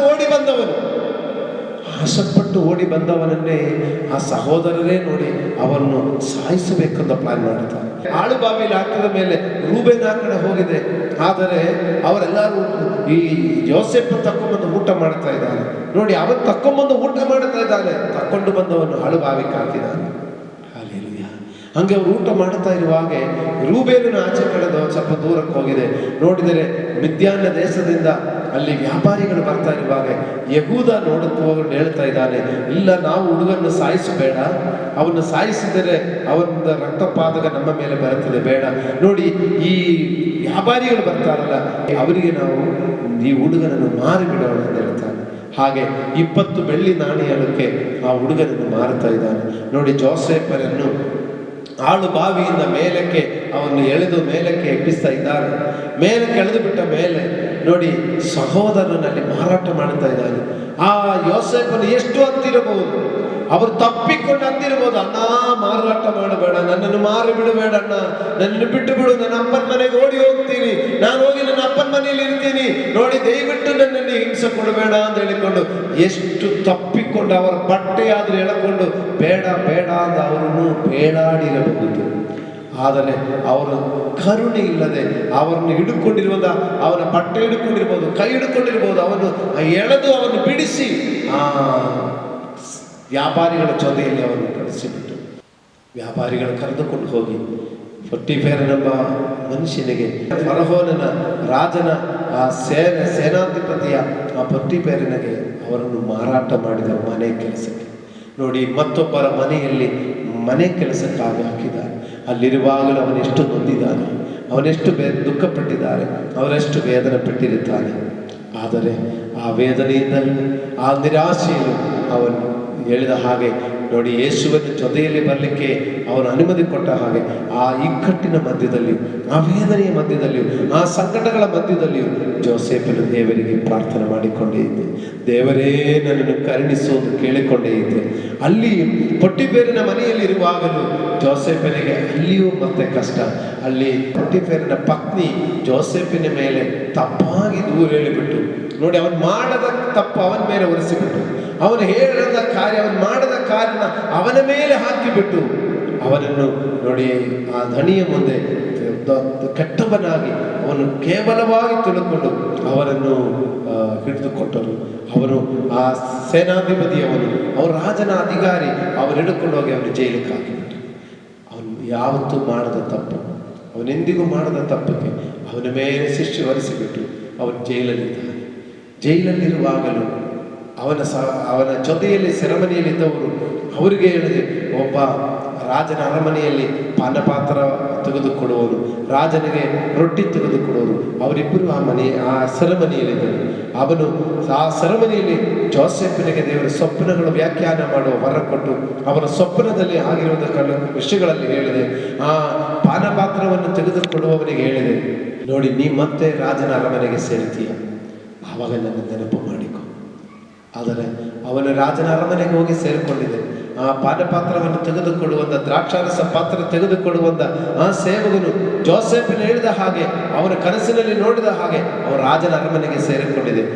ಅಲ್ಲಿಯೂ ಅವನನ್ನು ಗಮನಿಸಲಿಲ್ಲ. ಹಲ್ಲೆಲೂಯಾ. ಪ್ರಿಯರೇ, ಜೋಸೆಫನ ಇಕ್ಕಟ್ಟಿನ ಸ್ಥಿತಿ ಬಗ್ಗೆ ನಾನು ಹೇಳುತ್ತಾ ಇದ್ದೆ. ಸ್ವಂತ ಸಹೋದರರು ಅವನು ಒಂದು ಹಾಳುಭಾವಿಕ ಹಾಕಿದೆ. ಅಲ್ಲಿಂದ ಹಿಡ್ಕೊಂಡು ವ್ಯಾಪಾರಿಗಳಲ್ಲಿ ಮಾರಾಟ ಮಾಡಿದೆ. ಅಲ್ಲಿ ಹೋಗಿ ಆ ಮನೆಯಲ್ಲಿ ಸೇರಿದರೆ ಅಲ್ಲಿಯೂ ಅವನಿಗೆ ಸಮಾಧಾನ ಇಲ್ಲ. ಅಲ್ಲಿಯೂ ಪೊಟಿಫೆರನ ಪತ್ನಿ ಅವನ ಮೇಲೆ ತಪ್ಪಾಗಿ ಕೆಟ್ಟದಾಗಿ ಮಾತಾಡಿಬಿಟ್ಟಿದ್ರು. ಅಲ್ಲಿಂದ ಅವನು ಜೈಲಿಗೆ ಹಾಕಿಬಿಟ್ಟಿದ್ರು. ಜೈಲಲ್ಲಿರುವಾಗಲಾದರೂ ಅವರಾದರೂ ಒಂದು ಕರುಣೆ ತೋರಿತಂದರೆ ಅವರು ಕರುಣೆ ತೋರಲಿಲ್ಲ. ಎಲ್ಲಿಯೂ ಅವನಿಗೆ ಸಮಾಧಾನ ಇಲ್ಲ, ಎಲ್ಲಿಯೂ ಅವನಿಗೆ ಒಳ್ಳೆಯದು ಸಿಕ್ಕಲಿಲ್ಲ. ಆದರೂ ಜೋಸೆಫನು ದೇವರನ್ನೇ ನಿರೀಕ್ಷಿಸಿಕೊಂಡಿದ್ದ. ಹಲ್ಲೆಲೂಯಾ. ಆದರೆ ಅದರಲ್ಲಿ ಒಂದು ವಾಕ್ಯದಲ್ಲಿ ಜೋಸೆಫ್ ಲಾಸ್ಟ್ ಹೇಳ್ತಾ ಇದ್ದಾನೆ, ಆದಿಕಾಂಡ ಪುಸ್ತಕದಲ್ಲಿ, ಜೋಸೆಫನು ಮತ್ತು ಆ ದೇಶದ ಅರಸನ ಹತ್ತಿರ ಇರುವಂಥ ಅಧಿಕಾರಿಯಾಗಿ ಮಾರ್ಪಟ್ಟನು. ಆ ಜೋಸೆಫನ ಸ್ಥಿತಿಗೆ ಬಂದ ಮೇಲೆ ನೋಡಿ, ಇಲ್ಲಿ ಹೇಳ್ತಾ ಇದ್ದಾರೆ, ದೇವರೇ ನನ್ನನ್ನು ಇಲ್ಲಿಗೆ ಕಳುಹಿಸಿದಲ್ಲದೆ ನೀವು ಕಳುಹಿಸಲಿಲ್ಲ. ಆದರೂ ನನ್ನನ್ನು ಫರೋಹನ ಮಂತ್ರಿಯನ್ನಾಗಿಯೂ ಫರೋಹನ ಅರಮನೆಯಲ್ಲಿ ಅಧಿಪತಿಯನ್ನಾಗಿಯೂ ಐಗುಪ್ತ ದೇಶಕ್ಕೆ ಸರ್ವಾಧಿಕಾರಿಯನ್ನಾಗಿಯೂ ಮಾಡಿದ್ದಾನೆ. ಹಲ್ಲೆಲೂಯಾ. ದೇವರ ಪರಿಶುದ್ಧ ನಾಮಕ್ಕೆ ಸ್ತೋತ್ರವಾಗಲಿ. ಪ್ರಿಯರೇ, ಜೋಸೆಫನು ತನ್ನ ಇಕ್ಕಟ್ಟಿನ ಪರಿಸ್ಥಿತಿಯಲ್ಲಿ, ತನ್ನ ಕಷ್ಟದ ಮಧ್ಯದಲ್ಲಿ, ತನ್ನ ಕಣ್ಣೀರಿನ ಮಧ್ಯದಲ್ಲಿ, ತನ್ನ ಗೋಳಾಟದ ಮಧ್ಯದಲ್ಲಿ ಎಲ್ಲಿಯೂ ಅವನಿಗೊಂದು ಬಿಡುಗಡೆ ಸಿಕ್ಕದೆ ನಿರಾಸೆಯಲ್ಲಿರುವಾಗಲೂ ದೇವರನ್ನೇ ಅವನು ನಿರೀಕ್ಷಿಸಿದನು. ದೇವರನ್ನೇ ನಿರೀಕ್ಷಿಸಿದ ಜೋಸೆಫನು ನೋಡಿ, ಲಾಸ್ಟ್ ದೇವರಿಂದ ಅವನಿಗೆ ರಕ್ಷಣೆ ಬಂದಿತು. ಪ್ರಿಯ ದೇವರ ಮಕ್ಕಳೇ, ಗಮನಿಸಿ,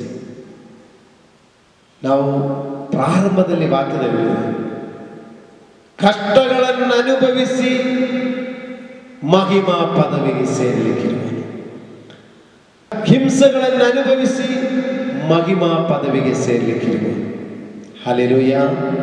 ಪ್ರಿಯರೇ, ಯೆರೂಸಲೇಮಿನಿಂದ ಎಮ್ಮವೂಸಿಗೆ ಹೋಗಿರುವಂತಹ ಶಿಷ್ಯರುಗಳು ಅವರು ನಿರಾಸೆಯಲ್ಲಿಯೂ ದುಃಖದಲ್ಲಿಯೂ ಸಂಕಟಗಳಲ್ಲಿಯೂ ಇದ್ದರು. ಆದರೆ ಆ ನಿರಾಸೆಯಲ್ಲಿ, ದುಃಖದಲ್ಲಿ, ಕಷ್ಟಗಳಲ್ಲಿ ಅವರಿಗೆ ಯೇಸು ಬೆಳಕು ಕೊಡುವಾಗ, ವಾಕ್ಯದಿಂದಲೇ ಅವರ ಕಣ್ಣುಗಳು ತೆರೆಯುವಾಗ ಅವರು ನಿರಾಸೆಗಳು ಹೋಗಿ ಅವರು ಮತ್ತೆ ಯೆರೂಸಲೇಮಿಗೆ ಹಿಂದಿರುಗಿದರು. ಅದೇ ಥರ ಜೋಸೆಫನ ಜೀವನದಲ್ಲಿ ಕೂಡ ಅನೇಕ ಕಷ್ಟಗಳು, ಸ್ವಂತ ಸಹೋದರರಿಂದ ಕಷ್ಟಗಳು, ಸ್ವಂತ ಅಣ್ಣಂದವರಿಂದಲೇ ಹಿಂಸೆಗಳು. ನೋಡಿ, ಒಬ್ಬರು ಕಾಪಾಡಬೇಕಾದವರೇ ಅವರನ್ನು ಹಿಂಸೆಗೆ ಒಳಪಡಿಸುವಾಗ, ಯಾರಾದರೂ ಹೊರಗಡೆಯಿಂದ ಜನ ಬಂದು ಹಿಂಸೆ ಪಡಿಸಲಿಕ್ಕೆ ಬರುವಾಗ ಅಣ್ಣವರೇ ಓಡಿ ಬಂದು ರಕ್ಷಿಸಬೇಕಾಯಿತು. ಆ ಅಣ್ಣವರೇ ಸ್ವಂತ ಸಹೋದರರೇ ದ್ವೇಷಿಸುವಾಗ ಎಷ್ಟು ವೇದನೆಯಾಗಿರುತ್ತದೆ. ಅವರು ಮಾರಾಟ ಮಾಡುವಾಗ ಎಷ್ಟು ವೇದನೆಯಾಗಿರುತ್ತದೆ. ಅಲ್ಲಿ ಫರೋಹನ ಅರಮನೆಯಲ್ಲಿ ಅವನು ನಿಷ್ಕಳಂಕನಾಗಿರುವಾಗ, ಅವನು ದೇವರಿಗೆ ಭಯಪಟ್ಟು ಭಕ್ತಿಯಲ್ಲಿ ನಡೆದುಕೊಂಡಿರುವಾಗ, ದೇವರಿಗೆ ಮೆಚ್ಚುಗೆಯಾಗಿ ನಡೆದುಕೊಂಡಿರುವಾಗಲೂ ಅವನು ಮಾಡದಂತ ತಪ್ಪವನ ಮೇಲೆ ಒರೆಸಿಬಿಟ್ಟು ಅವನನ್ನು ಕೀಳ್ಮಟ್ಟಕ್ಕೆ ನೋಡುವಾಗಲೂ ಎಷ್ಟು ವೇದನೆ ಅವನು ಅನುಭವಿಸಿರುತ್ತದೆ. ಅಲ್ಲಿಂದ ಮತ್ತು ಅವನನ್ನು ಕೈದಿಯಾಗಿ ಒಂದು ತಪ್ಪಿದಸ್ಥನಾಗಿ ಸರಮನೆಯಲ್ಲಿರುವಾಗ, ಅವನು ಮಾಡದ ಪಾಪಕ್ಕೆ ಮಾಡದ ತಪ್ಪಕ್ಕೆ ಜೈಲಲ್ಲಿರುವಾಗ ಅವನು ಎಷ್ಟು ನೊಂದುಕೊಂಡಿರುತ್ತಾರೆ. ಆದರೆ ಈ ಕಷ್ಟಗಳನ್ನು ಅನುಭವಿಸಿ ಮಹಿಮಾ ಪದವಿಗೆ ಸೇರಬೇಕಾಯಿತು. ಅದು ಹೀಗೆ ಜೋಸೆಫ್ ಹೇಳ್ತಾನೆ, ನೋಡಿ ನಾನಿಗೆ ಫರೋಹನ ಅರಮನೆಯಲ್ಲಿ ಅಧಿಪತಿಯನ್ನಾಗಿಯೂ ಐಗುಪ್ತ ದೇಶಕ್ಕೆ ಸರ್ವಾಧಿಕಾರಿಯೂ ಆಗಿ ಇಟ್ಟಿದ್ದೇನೆ. ಹಲ್ಲೆಲೂಯ. ಹೀಗೆ ಜೋಸೆಫನು ಸಹೋದರ ಬಗ್ಗೆ ಹೇಳುತ್ತಾರೆ, ನೀವು ನನ್ನನ್ನು ಮಾರಿದಕ್ಕಾಗಿ ವ್ಯಸನಪಟ್ಟು ದುಃಖಿಸಬೇಡರಿ, ಪ್ರಾಣ ರಕ್ಷಣೆಗಾಗಿ ದೇವರು ನನ್ನನ್ನು ನಿಮ್ಮ ಮುಂದೆ ಕಳುಹಿಸಿದನು. Hallelujah, hallelujah. ಪ್ರಿಯರೇ, ಫರೋಹನ ಅರಮನೆಯಲ್ಲಿ ಮಂತ್ರಿಯನ್ನಾಗಿಯೂ ಅಧಿಕಾರಿಯನ್ನಾಗಿಯೂ ದೇಶಕ್ಕೆ ಸರ್ವಾಧಿಕಾರಿಯನ್ನಾಗಿಯೂ ನಾನು ಮಾರ್ಪಡಬೇಕಾಗಿದ್ದರೆ ಸಹೋದರರೇ, ನಿಮ್ಮ ಮೂಲಕ ನಾನು ಬಾಳು ಬಾವಿಗೆ ಹಾಕಲ್ಪಡಬೇಕಾಯಿತು. ನಿಮ್ಮ ಮೂಲಕ ನಾನು ವ್ಯಾಪಾರಿಗಳ ಕೈಗಳಲ್ಲಿ ಒಂದು ಮಾರಾಟಗಾರನಾಗಬೇಕಾಯಿತು. ಮಾತ್ರವಲ್ಲ, ಪ್ರತಿ ಬೇರಿನ ಮನೆಯಲ್ಲಿ ನಾನೊಬ್ಬ ಪಾಪಿಯನ್ನಾಗಿ, ನಾನೊಬ್ಬ ಕೆಟ್ಟವನಾಗಿ ಮಾರ್ಪಡಬೇಕಾಯಿತು ಮತ್ತು ನಾನು ಜೈಲಿಗೆ ಹೋಗಬೇಕಾಯಿತು. ನಾನು ಈ ಕಷ್ಟಗಳನ್ನು ದಾಟಿದರೇನೆ ಈ ಮಹಿಮಾ ಪದವಿಗೆ ಬರಲಿಕ್ಕೆ ಸಾಧ್ಯವಾಗಿತ್ತು. ಹಲ್ಲೆಲೂಯ. ಇವತ್ತು ಈ ಮಹಿಮಾ ಪದವಿಗೆ ಬರಲಿಕ್ಕೆ ಕಾರಣ ನೀವು ನನ್ನನ್ನು ಈ ದಾರಿಯಲ್ಲಿ ನಡೆಸಿಕೊಟ್ಟಿದ್ದಕ್ಕೆ. ಇವತ್ತು ದುಃಖ ಪಡುವ ಸಹೋದರ, ಇವತ್ತು ವ್ಯಸನ ಪಡುವ ಸಹೋದರಿ, ಈ ವ್ಯಸನದಲ್ಲಿ ನೀ ಸಂತೋಷ ಪಡು. ಈ ವ್ಯಸನಗಳೇ, ಈ ದುಃಖಗಳೇ, ಈ ಇಕ್ಕಟ್ಟುಗಳೇ, ಈ ವೇದನೆಯೇ ನಾಳೆ ನಿನ್ನನ್ನು ಮಹಿಮಾ ಪದವಿಗೆ ಸೇರಿಸುವುದು. ಈ ವೇದನೆ ಇಲ್ಲದಿದ್ದರೆ ನೀವು ಮಹಿಮಾ ಪದವಿಗೆ ಸೇರುವುದಿಲ್ಲ. ಹಲ್ಲೆಲೂಯ. ಸೇವಕರಾದ ನಮ್ಮ ಜೀವನದಲ್ಲಿ, ಸೇವಕರ ಕುಟುಂಬದ ಜೀವನದಲ್ಲಿ ನಾವು ಈ ಸೇವೆಯಲ್ಲಿ ಒಂದೊಂದು ಸ್ಟೆಪ್ಗಳು ಮುಂದೆ ಬರಬೇಕಾದ್ರೆ ಈ ರೀತಿಯಾದ ವೇದನೆಗಳಿಂದಲೇ ನಾವು ಒಂದೊಂದು ಸ್ಟೆಪ್ ಮುಂದೆ ಬಂದಿರುವುದು. ಹಲ್ಲೆಲೂಯ. ಅನುಭವದಿಂದ ನಿಮಗೆ ಹೇಳ್ತಾ ಇದ್ದೇನೆ, ಅನುಭವದಿಂದ ಹೇಳ್ತಾ ಇದ್ದೇನೆ. ಒಂದೊಂದು ವೇದನೆ ಇಲ್ಲದಿದ್ದರೆ ನಾವು ಇವತ್ತು ಈ ರೀತಿಗೆ ಬರ್ತಾನೆ ಇರಲಿಲ್ಲ. ಅದರಿಂದ ಅನುಭವದಿಂದ ಹೇಳುತ್ತೇನೆ, ಇವತ್ತು ನೀವು ದುಃಖ ಪಡುವ ಒಂದು ವ್ಯಕ್ತಿಯಾಗಿದ್ದರೆ, ಇವತ್ತು ನೀವು ನೊಂದುಕೊಳ್ಳುವಂಥ ಒಂದು ಸಹೋದರನೋ ಸಹೋದರಿಯೋ ಆಗಿದ್ದರೆ, ಇವತ್ತು ನೀವು ನಿರಾಶೆಯಲ್ಲಿರುವ ಒಂದು ವ್ಯಕ್ತಿಯಾಗಿದ್ದರೆ, ಈ ನಿರಾಶಕ್ಕೆ ಕಾರಣಕರ್ತರಾಗಿರುವವರ ಬಗ್ಗೆ ನೀವು ಬೇಜಾರು ಮಾಡಬೇಡ. ಆ ಮಹಾಯಾಜಕರು, ಆ ಅಧಿಕಾರಿಗಳು ನೋಡಿ ಯೇಸುವನ್ನು ಹಿಡಿದುಕೊಂಡು ಶಿಲುಬೆಗೆ ಹಾಕಿದೆ ಅಂತ ಹೇಳುವಾಗ ಯೇಸು ಹೇಳುತ್ತಾರೆ, ಅವರ ಬಗ್ಗೆ ಹೇಳಬೇಡ್ರಿ, ನೀವು ಮಂದ ಹೃದಯರಾಗಿ ತಿಳ್ಕೊಳ್ಳಬೇಡರಿ, ನೀವು ಬುದ್ಧಿಹೀನರಾಗಿ ಮಾತಾಡಬೇಡರಿ. ಅದು ಪ್ರವಾದಿಗಳ ಪುಸ್ತಕದಲ್ಲಿ ಬರೆಯಲ್ಪಟ್ಟಿದ್ದು ನೆರವೇರಬೇಕು. ಸಹೋದರ ಸಹೋದರಿ, ನಿಮಗೆ ಯಾರೋ ನಿಮಗೆ ತೊಂದರೆ ಕೊಟ್ಟಿದೆ, ಯಾರೋ ನಿಮಗೆ ನೋವಿಸಿದೆ, ಯಾರೋ ನಿಮಗೆ ಬೇಜಾರು ಮಾಡಿಸಿದೆ, ನೀವು ಅವರ ಬಗ್ಗೆ ಹೇಳಬೇಡ್ರಿ. ಅವರನ್ನು, ಅವರ ಮುಖಾಂತರವಾಗಿ ಅವರೇ ನಿಮಗೆ ಪರೀಕ್ಷೆಗೆ ಕಾರಣಕರ್ತರಾಗಿದ್ದರೆ, ಅವರು ಆ ಪರೀಕ್ಷೆಯಲ್ಲಿ ನಿಮ್ಮನ್ನು ನಡೆಸಿದ್ರೇನೆ ನೀವು ಮಹಿಮಾ ಪದವಿಗೆ ಸೇರುವುದು. ಸ್ತೋತ್ರ. Hallelujah, hallelujah. ಜೋಸೆಫನ ಅರ್ಥ ಮಾಡಿಕೊಂಡು ಹೇಳ್ತಾನೆ, ಸಹೋದರರೇ ನೀವು ಬೇಜಾರು ಮಾಡಬೇಡ್ರಿ. ಆವತ್ತು ನನಗೆ ಬೇಜಾರಾಯಿತು, ಆವತ್ತು ನನಗೆ ನೋವಾಯಿತು, ಆವತ್ತು ನನಗೆ ಬಹಳ ದುಃಖವಾಯಿತು, ಹೃದಯ ಮುರಿದು ಹೋಗುವ ಥರ ನೋವಿತ್ತು, ಹೃದಯ ಗಾಯವಾದ ನೋವಾಗ್ತಾ ಇತ್ತು, ಪ್ರಾಣ ಹೋಗುವಂಥ ವೇದನೆ ಇತ್ತು. ಆದರೆ ಇವತ್ತು ನಾನು ಹೇಳ್ತೀನಿ, ನೀವು ಬೇಜಾರು ಮಾಡಬೇಡ್ರಿ, ನೀವು ಬೇಜಾರು ಮಾಡಬೇಡ, ನೀವು ವ್ಯಸನ ಪಡಬೇಡ, ನೀವು ದುಃಖ ಪಡಬೇಡ. ಇಸ್ರಾಯೇಲ್ ಜನರ ರಕ್ಷಣೆಗಾಗಿ ನಿಮ್ಮ ಮೂಲಕ ನಾನು ಇಲ್ಲಿಗೆ ಬರಬೇಕಾಯಿತು. ಹಲ್ಲೆಲೂಯ.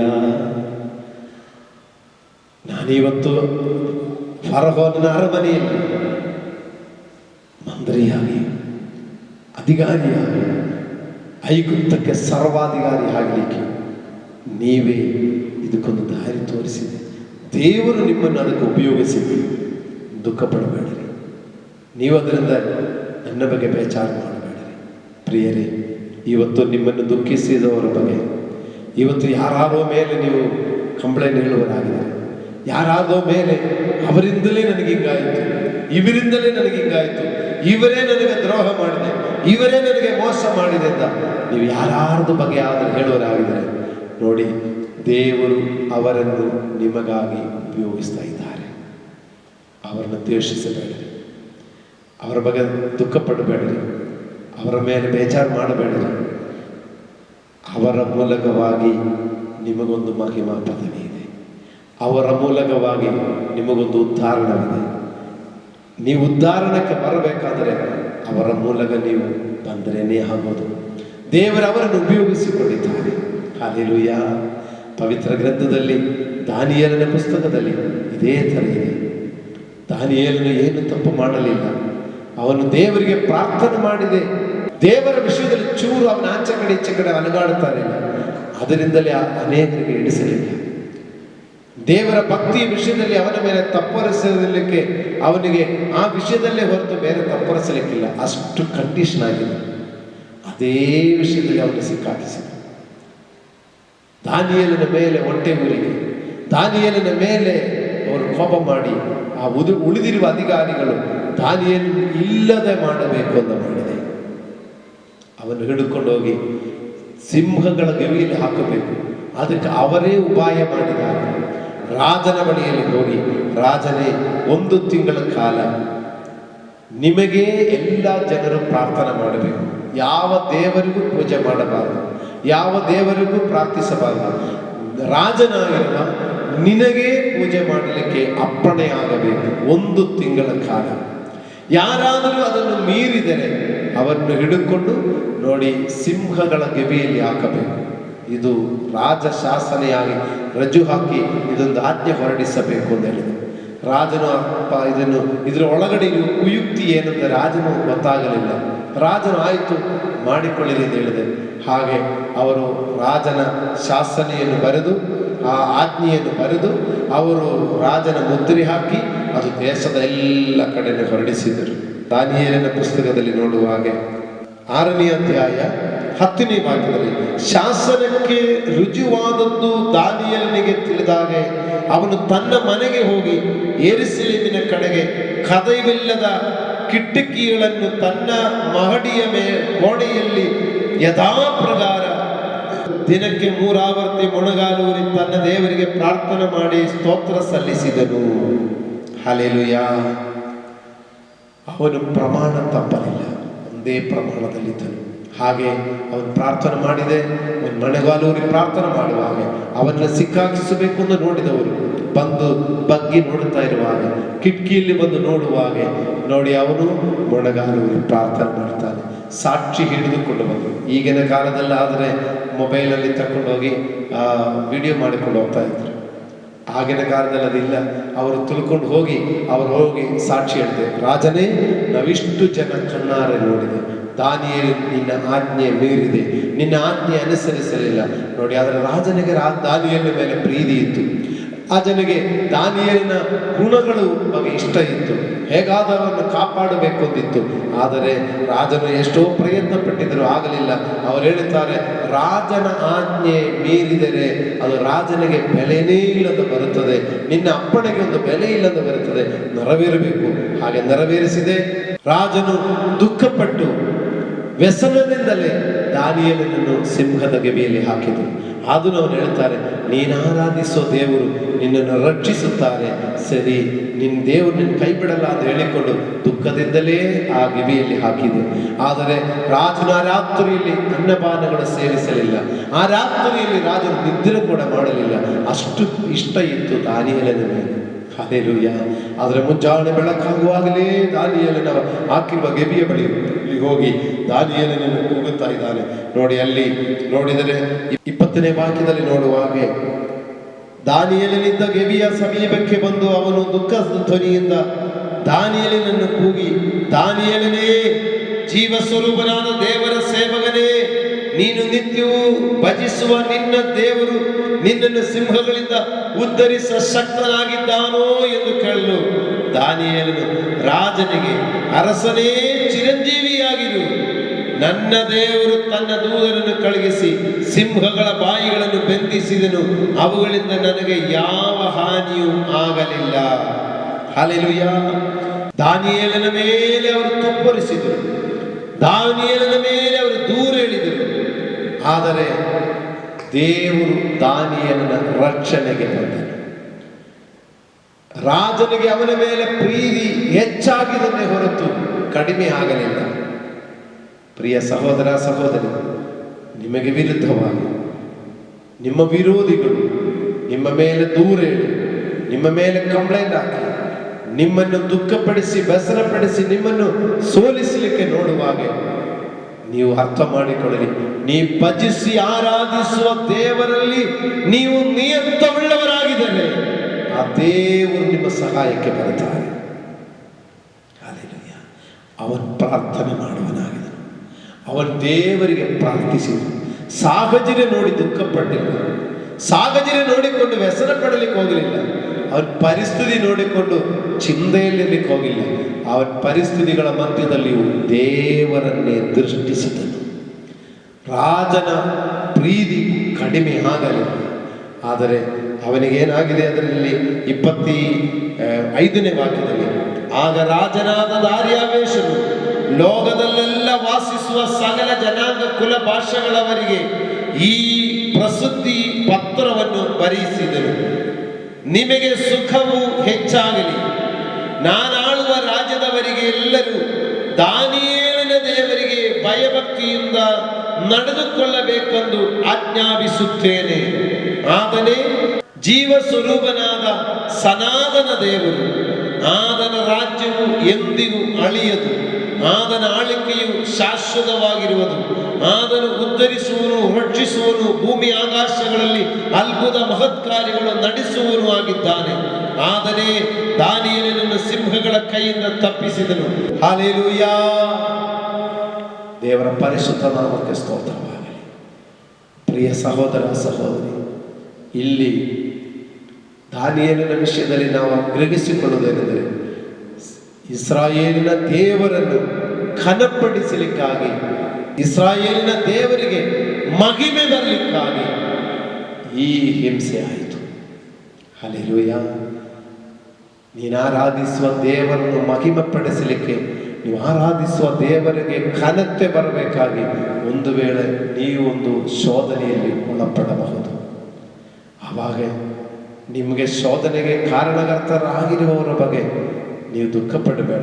ನೋಡಿ, ದಾನಿಯೇಲನು ರಾಜನನ್ನು ನೋಡಿಕೊಂಡು ಹೇಳ್ತಾರೆ, ರಾಜನೇ ಚಿರಂಜೀವಿಯಾಗಿರು. ನೀನು ಯಾರದೋ ಮಾತು ಕೇಳಿ ನನ್ನನ್ನು ಈಗ ಸಿಂಹಗಳ ಗೆವಿಗೆ ಹಾಕಿಬಿಟ್ಟು ಈಗ ಬೆಳಗ್ಗೆ ಬೆಳಗ್ಗೆ ಏನೋ ಕೇಳಲಿಕ್ಕೆ ಬಂದಿದೆಯಾ ಅಂತ ಹೇಳಿಕೊಂಡು ಕೋಪ ಮಾಡಲಿಕ್ಕೆ ಹೋಗಿಲ್ಲ. ಅವನು ಹೇಳುತ್ತಾನೆ, ನನ್ನ ದೇವರ ಅಪ್ಪಣೆಯ ಪ್ರಕಾರವೇ ನನ್ನ ಜೀವನದಲ್ಲಿ ನಡೆಯುವುದು. ರಾಜನ ಮೇಲೆ ನಾನಕ್ಕೆ ಬೇಜಾರು ಮಾಡಬೇಕು, ರಾಜನ ಮೇಲೆ ನಾನಕ್ಕೆ ಕೋಪ ಮಾಡಬೇಕು. ಅದಕ್ಕೆ ಅವನು ಹೇಳಿದ, ರಾಜನೇ ನೀ ಚಿರಂಜೀವಿಯಾಗಿರು, ನನ್ನ ದೇವರು ನನ್ನನ್ನು ರಕ್ಷಿಸಿದ್ದಾರೆ. ಹಲ್ಲೆಲೂಯಾ. ನಿಮಗೆ ವಿರುದ್ಧವಾಗಿ ದೂರ ಹೇಳಿ, ನಿಮ್ಮ ಮೇಲೆ ತಪ್ಪರಿಸಿ, ನಿಮ್ಮನ್ನು ಬೇಜಾರು ಮಾಡಿಸುವವರ ಬಗ್ಗೆ ನೀವು ಬೇಜಾರು ಮಾಡಬೇಡಿರಿ, ನೀವು ದುಃಖ ಪಡಬೇಡಿರಿ. ನಿಮ್ಮ ಮೂಲಕ ದೇವರಿಗೆ ಮಹಿಮೆಯಾಗಲಿಕ್ಕಾಗಿ ದೇವರು ಅವರನ್ನು ಉಪಯೋಗಿಸ್ತಾ ಇದ್ದಾರೆ, ಅಷ್ಟೇ ತಿಳ್ಕೊಳ್ಳಿ. ಹಲ್ಲೆಲೂಯಾ. ಅವರ ಬಗ್ಗೆ ಬೇಜಾರು ಮಾಡಬೇಡ್ರಿ. ನಿಮ್ಮನ್ನು ಅಭಿವೃದ್ಧಿಪಡಿಸಲಿಕ್ಕಾಗಿ, ನಿಮ್ಮನ್ನು ಮುಂದೆ ಮಹಿಮಾ ಪದವಿಗೆ ಸೇರಿಸಲಿಕ್ಕಾಗಿ ಅವರನ್ನು ಉಪಯೋಗಿಸ್ತಾ ಇದ್ದಾರೆ ನಿಮಗೋಸ್ಕರ. ಹಲ್ಲೆಲೂಯಾ. ದೇವರು ನಿಮ್ಮನ್ನು ಆಶೀರ್ವದಿಸಲಿ. ಈ ದಾನಿಯೇಲನು ದಾರ್ಯಾವೇಶನ ಆಳ್ವಿಕೆಯಲ್ಲಿಯೂ ಪಾರಸಿಯನಾದ ಕೋರೆಷನ ಆಳ್ವಿಕೆಯಲ್ಲೂ ಘನವಂದನನಾಗಿ ಬಾಳಿದನು. ಹಲ್ಲೆಲೂಯಾ. ಅವನ ಸಿಂಹಗಳ ಬಾಯಲ್ಲಿ ಸಿಕ್ಕಾಕಬೇಕಾದ ದಾನಿಯೇಲನು ಹೀಗೆ ದಾರ್ಯಾವೇಶ ರಾಜನ ಕಾಲದಲ್ಲಿಯೂ ಅವನ ಆ ಅರಸನ ಅನಂತರ ಬಂದಿರುವ ಕೋರೆಷ ರಾಜನ ಕಾಲದಲ್ಲಿಯೂ ಅವನು ಹೆಂಗಿದವನು? ಘನವಂದನನಾಗಿದ್ದನು. ದೇವರು ನಿಮ್ಮನ್ನು ಘನವಂತನಾಗಿ ಮಾಡಬೇಕು ಅಂದಿದ್ದರೆ ಯಾರ ಕುಯುಕ್ತಿಯು ಕುತಂತ್ರವೂ ಅದು ಫಲಿಸುವುದಿಲ್ಲ. ಹಲ್ಲೆಲೂಯಾ. ಆದರೆ ನಿಮ್ಮನ್ನು ಘನವಂತನಾಗಿ ಮಾಡಬೇಕಾಗಿದ್ರೆ ಕೆಲವರನ್ನು ನಿಮ್ಮನ್ನು ಚೂಪು ಮಾಡಲಿಕ್ಕಾಗಿ ಉಪಯೋಗಿಸಿಕೊಳ್ಳುವಾಗ ಅವರ ಮೇಲೆ ಬೇಸರಗೊಳ್ಳಬೇಡಿರಿ, ಅವರ ಮೇಲೆ ಬೇಜಾರು ಮಾಡಬೇಡಿರಿ. ಅವರನ್ನು ಇಟ್ಟುಕೊಂಡು ದೇವರನ್ನು ಚುಪ್ಪು ಮಾಡುತ್ತಾರೆ, ನಾಳೆ ನನ್ನನ್ನು ಉಪಯೋಗಿಸಿಕೊಳ್ಳಲಿಕ್ಕೆ ದೇವರು ಅವರನ್ನು ನೇಮಿಸಿದ್ದಾರೆ ಎಂದು ಮಾತ್ರ ತಿಳ್ಕೊಳ್ಳಿ. ಹಲ್ಲೆಲೂಯಾ. ದೇವರು ನಿಮ್ಮನ್ನು ಆಶೀರ್ವದಿಸಲಿ. ರೋಮ 8:28 ಹೀಗೆ ಹೇಳ್ತಾ ಇದೆ, ದೇವರನ್ನು ಪ್ರೀತಿಸುವವರಿಗೆ, ದೇವರ ಸಂಕಲ್ಪದ ಮೇರೆಗೆ ಕರೆಯಲ್ಪಟ್ಟ ವ್ಯಕ್ತಿಗೆ ಎಲ್ಲವೂ ಹಿತವರವಾಗಿರುತ್ತದೆ. ಹಲ್ಲೆಲೂಯಾ. ಇವತ್ತು ನಿರಾಶೆಯೊಂದಿಗೆ ಇರುವವರಾಗಿದ್ದಾರೆ, ದುಃಖ ಪಡುವವರಾಗಿದ್ದಾರೆ, ವೇದನೆಯಲ್ಲಿರುವವರಾಗಿದ್ದಾರೆ, ನಿಮ್ಮ ನಿರೀಕ್ಷೆಗೆ ವಿಪರೀತವಾಗಿ ಪರಿಸ್ಥಿತಿಗಳು ಸಂಭವಿಸಿದರೆ, ನೀವು ಭಾವಿಸಿದ ಹಾಗೆ ಆಗದೆ ನೀವು ಭಾವಿಸಿದೊಂದು ನಡೆದಿದೊಂದು ಆಗಿದರೆ, ನೀವು ದುಃಖಪಟ್ಟು ಯೆರೂಸಲೇಮನ್ನು ಬಿಟ್ಟು ಎಮ್ಮವೂಸಕ್ಕೆ ಹೋಗೋಣ, ಯೆರೂಸಲೇಮಿನಲ್ಲಿ ನೆಮ್ಮದಿನೇ ಇಲ್ಲ ಅಂತೇಳಿ ಎಮ್ಮವೂಸಕ್ಕೆ ಹೋಗಲಿಕ್ಕೆ ನೀವು ಎಮ್ಮವೂಸ ಕಡೆಯಿಂದ ನಡೆಯುವನಾಗಿದ್ದಾರೆ, ಈಗ ದೇವರು ನಿಮಗೆ ಮಾತಾಡ್ತಾ ಇದ್ದಾರೆ. ಎಮ್ಮವೂಸನೆಲ್ಲ ನಿಮಗೆ ಸಮಾಧಾನ ಸಿಕ್ಕೋದು, ನೀವು ಹೊರಟು ಹೋಗುವ ಎಮ್ಮವೂಸದಲ್ಲಿ ಅಲ್ಲ ನಿಮಗೆ ಸಮಾಧಾನ ಸಿಕ್ಕೋದು. ನಿನ್ನ ಕಣ್ಣು ತೆರೆಯದಿರುವುದೇ ನಿನಗೆ ಅಸಮಾಧಾನಕ್ಕೆ ಕಾರಣ. ನಿನ್ನ ಕಣ್ಣು ತೆರೆದಿದರೆ ನೀ ಎಮ್ಮವೂಸಲ್ಲಿರಲ್ಲ, ನೀವು ಓಡ್ತೀರ ಯೆರೂಸಲೇಮಿಗೆ. ಯಾಕಂದರೆ ಯೆರೂಸಲೇಮಿನಲ್ಲಿ ನಿನಗೆ ಬಿಡುಗಡೆ ಇರೋದು. 6.5 ಮೈಲಾದರೂ ನೀ ಇರಲ್ಲ, ಕತ್ತಲೆ ಆದರೂ ನೀ ಇರಲ್ಲ, ನೀ ಯೆರೂಸಲೇಮಿಗೆ ಹಿಂದಿರುಗಿದ್ದೀರಿ. ಹೀಗೆ ನೀ ನಿರಾಶೆಯ ಮಧ್ಯದಲ್ಲಿ, ನೀ ಸಮಸ್ಯೆ ಮಧ್ಯದಲ್ಲಿ, ನೀ ಸಂಕಟಗಳ ಮಧ್ಯದಲ್ಲಿ ನೀವು ಇರುವ ಸ್ಥಳ ಬಿಟ್ಟು ನೀ ನಿರಾಸೆಯಿಂದ ದೂರ ದೂರ ಹೋಗಿ ಈಗ ಎಮ್ಮವೂಸಿನಲ್ಲಿ 6.5 ಮೈಲು ನಡ್ಕೊಂಡು ಹೋಗಿದರೆ ನಿನ್ನ ಜೊತೆ ನಡ್ಕೊಂಡು ಬಂದವರು ಯೇಸು ಇದ್ದಾರೆ. ನಿನ್ನ ನಿರಾಸೆಯ ಮಧ್ಯದಲ್ಲಿ ನಿನಗೆ ಬೋಧನೆ ಕೊಟ್ಟ ಯೇಸು ಇದ್ದಾರೆ. ಅವರು ನಿನ್ನ ಮನೆಗೆ ಬರಲಿಕ್ಕೆ ಮನಸ್ಸು ಮಾಡಿದ್ದಾರೆ. ನಿನ್ನ ಮನೆಯಲ್ಲಿ ಬಂದು ನೀ ಕೊಟ್ಟ ಉಪಚಾರದಲ್ಲಿ ನಿನಗೆ ಸ್ತೋತ್ರ ಮಾಡಿದವನಿದ್ದಾರೆ. ಅವನೇ ನಿನ್ನನ್ನು ಉದ್ಧರಿಸುವ. ಪ್ರಿಯ ಸಹೋದರ ಸಹೋದರಿ, ನಿಮ್ಮ ಜೀವನದಲ್ಲಿ ನೊಂದುಕೊಳ್ಳುವಂಥ ಸಹೋದರನು ಮತ್ತು ಸಹೋದರಿಯಾಗಿದ್ದಾರೆ. ಜೋಸೆಫಿನ ಹಾಗೆ ತಿರಸ್ಕರಿಸಲ್ಪಟ್ಟ ವೇದನೆಯಲ್ಲಿರುವರಾದರೆ ಒಂದು ನಿಮಿಷ ಕಣ್ಣುಗಳು ಮುಚ್ಚಿಕೊಳ್ಳೋಣ. ನಿರಾಶೆಪಟ್ಟ ತಮ್ಮ ನಿರೀಕ್ಷೆಗಳೆಲ್ಲ ಒಂದು ಗಾಜಿನ ಹಾಗೆ ಕೆಳಗಡೆ ಬಿದ್ದು ಚೂರು ಚೂರಾಗಿದೆ. ನನ್ನ ಎಷ್ಟೋ ಕನಸುಗಳಿತ್ತು, ನಾನೆಷ್ಟೋ ನಿರೀಕ್ಷೆ ಇಟ್ಟುಕೊಂಡಿದ್ದೆ, ಒಂದು ಗಾಜಿನ ಸಮಾನ ಕೆಳಗಡೆ ಬಿದ್ದು ಎಲ್ಲ ಚೂರಾಗಿದೆ ಎಂದು ತಿಳ್ಕೊಂಡು ನೀವು ದುಃಖದಲ್ಲಿ ವೇದನೆಯಲ್ಲಿ ಇರುವವರಾಗಿದ್ದಾರೆ. ಯೆರೂಸಲೇಮಿನ ಸಹವಾಸವೇ ಬೇಡ, ನಾನು ಎಮ್ಮವೂಕ್ಕೆ ಹೋಗುತ್ತೇನೆ, ನನಗೆ ಯೆರೂಸಲೇಮಿನ ಸಹವಾಸ ಬೇಡ ಅಂತ ಯೋಚನೆ ಮಾಡಿ ನೀನು ನಡೆಯೋನಾಗಿದ್ದಾರೆ. ಈಗಾಗಲೇ ನೀನು ನಡ್ಕೊಂಡು 6.5 ಮೈಲು ದೂರ ಬಂದಿದ್ದರೆ ಕೂಡ ಈಗ ನಿನ್ನ ಹಿಂದೆ ಬರುವ ದೇವರಿದ್ದಾರೆ. ನಿನಗೆ ಸಂಭವಿಸಿದ ವಿಷಯದ ಬಗ್ಗೆ ಮಹಾಯಾಜಕರ ಮೇಲೆ, ಅಧಿಕಾರಿಗಳ ಮೇಲೆ ನೀ ದುಃಖ ಪಡಬೇಡ, ಅವರ ಮೇಲೆ ಕೋಪ ಮಾಡಬೇಡ, ಅವರ ಮೇಲೆ ನೀವು ಬೇಸರಗೊಳ್ಳಬೇಡ. ನಿನ್ನ ಹೃದಯವನ್ನು ತೆರೆದು ಪ್ರವಾದಿಗಳ ಪುಸ್ತಕವು, ಮೋಶೆಯ ಗ್ರಂಥಗಳನ್ನು ನೀವು ತಿಳಿದುಕೊಳ್ಳುವಾಗ ನಿನ್ನ ಹೃದಯದ ಕಣ್ಣುಗಳು ತೆರೆದಿದ್ದರೆ ನಿನಗೆ ಯೆರೂಸಲೇಮಿಗೆ ಹಿಂದಿರುಗಲಿಕ್ಕೆ ಮನಸ್ಸಾಗುತ್ತದೆ. ಜೋಸೆಫನೇ, ನೀ ಮಾಡದ ತಪ್ಪು ನಿನ್ನ ಮೇಲೆ ಒರೆಸಿಬಿಟ್ಟು, ನಿನ್ನ ಮೇಲೆ ತಂದೆಗೊಂದು ಪ್ರೀತಿ ಇದೆ ಎಂದ ಒಂದೇ ಕಾರಣದಿಂದ ನಿನ್ನ ಮೇಲೆ ತಪ್ಪರಸಿ ನಿನ್ನನ್ನು ಹಾಳು ಭಾವಿಕೆ ಹಾಕಿ ನಿನ್ನನ್ನು ಅಲ್ಲಿಂದ ಮಾರಿಬಿಟ್ಟು ನಿನ್ನನ್ನು ಪೊತ್ತಿಪೇರಿನ ಮನೆಗೆ ಹೋಗಿದರೂ ಅಲ್ಲಿಯೂ ನಿನಗೆ ಸಮಾಧಾನ ಇಲ್ಲದೆ, ಅಲ್ಲಿಯೂ ನಿನ್ನನ್ನು ತಪ್ಪರಿಸಿ ನೀನು ಜೈಲಿಗೆ ಹಾಕಲ್ಪಟ್ಟು ಸಹಮನಿಯ ವಾಸದಲ್ಲಿ ಇರುವಂಥ ವೇದನೆಯಲ್ಲಿ ಇರುವನಾಗಿದ್ದರೆ ನಿನ್ನನ್ನು ಮಂತ್ರಿಯಾಗಿ ಮಾಡಲಿಕ್ಕೆ ವೇದನೆ, ನಿನ್ನನ್ನು ಅರಸನಾಗಿ ಮಾಡಲಿಕ್ಕೆ ವೇದನೆ, ದೇಶದ ಅಧಿಪತಿಯಾಗಿ ಮಾಡಲಿಕ್ಕೆ ವೇದನೆ. ದಾನಿಯೇಲನ ಹಾಗೆ ನಿನ್ನ ಭಕ್ತಿಯ ವಿಷಯದಲ್ಲಿ ನಿನ್ನ ಮೇಲೆ ತಪ್ಪೊರೆಸಿ ನೀ ಪ್ರಾರ್ಥನೆ ಮಾಡುವುದರಲ್ಲಿ, ವಾಕ್ಯ ಓದುವುದರಲ್ಲಿ, ಸಭೆಗೆ ಹೋಗುವುದರಲ್ಲಿ, ಭಕ್ತಿಯ ವಿಷಯದಲ್ಲಿ ನಿನ್ನ ಮೇಲೆ ಒಂದು ತಪ್ಪೊರೆಸಿ ಸಿಕ್ಕಾಕಿಸಲಿಕ್ಕೆ ನೋಡಿಕೊಂಡು ಸಿಂಹಗಳ ಥರ ಇರುವವರ ಕೈಗಳಲ್ಲಿ ನಿಮ್ಮನ್ನು ಸಿಕ್ಕಾಕಿಸಿಕೊಂಡಿದ್ದರ ಕೂಡ ನಿನ್ನ ಭಕ್ತಿ ಬಿಡಬೇಡ, ನಿನ್ನ ಪ್ರಾರ್ಥನೆ ಬಿಡಬೇಡ. ನಿನಗಾಗಿ ಸಿಂಹಗಳ ಬಾಯಿಗಳನ್ನು ಕಟ್ಟಿ ನಿನ್ನನ್ನು ಉತ್ತರಿಸಲಿಕ್ಕೆ ಒಬ್ಬ ರಾಜನಿಗೆ ದೇವರ ಅಪ್ಪಣೆ ಕೊಡುವನಾಗಿದ್ದಾನೆ. ಜೀವ ಸ್ವರೂಪನಾದ ದೇವರ ಸೇವಕನಾದ ದಾನಿಯೇಲನೇ ಎಂದ ಕೂಗು ಕೇಳಿದ ಹಾಗೆ ನಿನ್ನ ಹೆಸರೇಳಿ ಕರೆಯುತ್ತಾನೆ. ಅದಕ್ಕೆ ಕಷ್ಟ, ಅದಕ್ಕೆ ವೇದನೆ, ಅದಕ್ಕೆ ನೋವು. ದಾರಿಯವೇಶ ರಾಜನ ಕಾಲದಲ್ಲಿಯೂ ಅವನ ಅನಂತರ ಬಂದ ಕೋರೇಶ ರಾಜನ ಕಾಲದಲ್ಲಿಯೂ ಅವನು ಕನವಂದನಾಗಿದ್ದನು. ಈ ಕಾಲದಲ್ಲಿ ಈ ಸ್ವಲ್ಪ ದಿವಸಕ್ಕೆ ಮಾತ್ರವಲ್ಲ, ಈ ಕಾಲದಲ್ಲಿಯೂ ಮುಂದಿನ ಕಾಲದಲ್ಲಿಯೂ ನಿನ್ನನ್ನು ಕನವಂದನರಾಗಿ ಮಾಡಲಿಕ್ಕೆ ಶೋಧನೆ, ನಿನ್ನನ್ನು ಅಭಿವೃದ್ಧಿಪಡಿಸಲಿಕ್ಕೆ ಶೋಧನೆ. ಒಪ್ಪಿಸಿಕೊಡು. ಸರ್ವಶಕ್ತನಾದ ತಂದೆಯಾದ ದೇವರೇ, ನಿಮ್ಮನ್ನು ಪ್ರೀತಿಸುವವರಿಗೆ, ದೇವರ ಸಂಕಲ್ಪದ ಮೇರೆಗೆ ಕರೆಯಲ್ಪಟ್ಟವರಿಗೆ ಕರ್ತನೆ ಬರುವುದೆಲ್ಲವೂ ಒಳ್ಳೆಯದಕ್ಕಾಗಿ, ಅದು ಹಿತಕರವಾಗಿ. ಕರ್ತನೆ, ಇದನ್ನು ಅರ್ಥ ಮಾಡಿಕೊಳ್ಳುವಂತೆ ಮಕ್ಕಳಿಗೆ ಕೃಪೆ ಕೊಡಿ. ಇದನ್ನು ಗ್ರಹಿಸಿಕೊಳ್ಳುವಂತೆ ಅವರ ಹೃದಯವನ್ನು ತೆರೆಯು ದೇವರೇ. ಇವರ ಮಂದ ಹೃದಯವನ್ನು ತೆರೆದುಕೊಳ್ಳು ದೇವರೇ. ಅಪ್ಪ, ನಿನ್ನ ಮಕ್ಕಳನ್ನು ಕೈ ಬಿಡಬೇಡಪ್ಪ. ಒಬ್ಬ ಯೆರೂಸಲೇಮಿನಿಂದ 6 ಮೈಲು ಜೊತೆ ಹೋಗಿದ ಕರ್ತನೆ, ಈಗ ಯಾರೆಲ್ಲ ಕರ್ತನೆ ನಿಮ್ಮಿಂದ ದೂರ ಹೋಗುತ್ತಾ ಇದೆಯೋ ಅವರ ಜೊತೆ ಹೋಗಿ, ಅವರ ಸಂಗಡಲೇ ಹೋಗಿ ಅವರನ್ನು ಬಲಪಡಿಸುಗರ್ತನೆ, ಅವರನ್ನು ಧೈರ್ಯಗೊಳಿಸುಗರ್ತನೆ, ಅವರನ್ನು ದೇವರ ಶಕ್ತಿ ಪಡಿಸುಗರ್ತನೆ.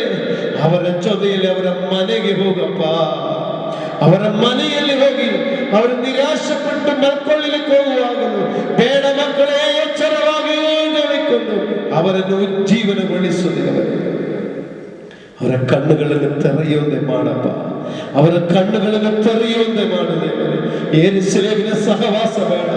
ಈ ಯೆರೂಸಲೇಮಿನಿಂದ ನನಗೊಂದು ನನ್ನ ನಿರೀಕ್ಷೆ ಸಫಲವಾಗುವುದಿಲ್ಲ. ನಾನು ನಿರೀಕ್ಷಿಸಿದ ಹಾಗೆ ಇಸ್ರಾಯೇಲಿಗೆ ಯೇಸುವಿನಿಂದ ಒಂದು ಬಿಡುಗಡೆ ಸಿಕ್ಕುತ್ತೆ ಅಂತ ಹೇಳಿದರೆ ಅದೇನು ನಡೆಯುವುದ ತರ ಕಾಣುತ್ತಾ ಇಲ್ಲ ಅಂತ ಹೇಳಿ ನಿರಾಶೆ ಪಟ್ಟು ಹೋಗುವರಾಗಿದ್ದಾರೆ.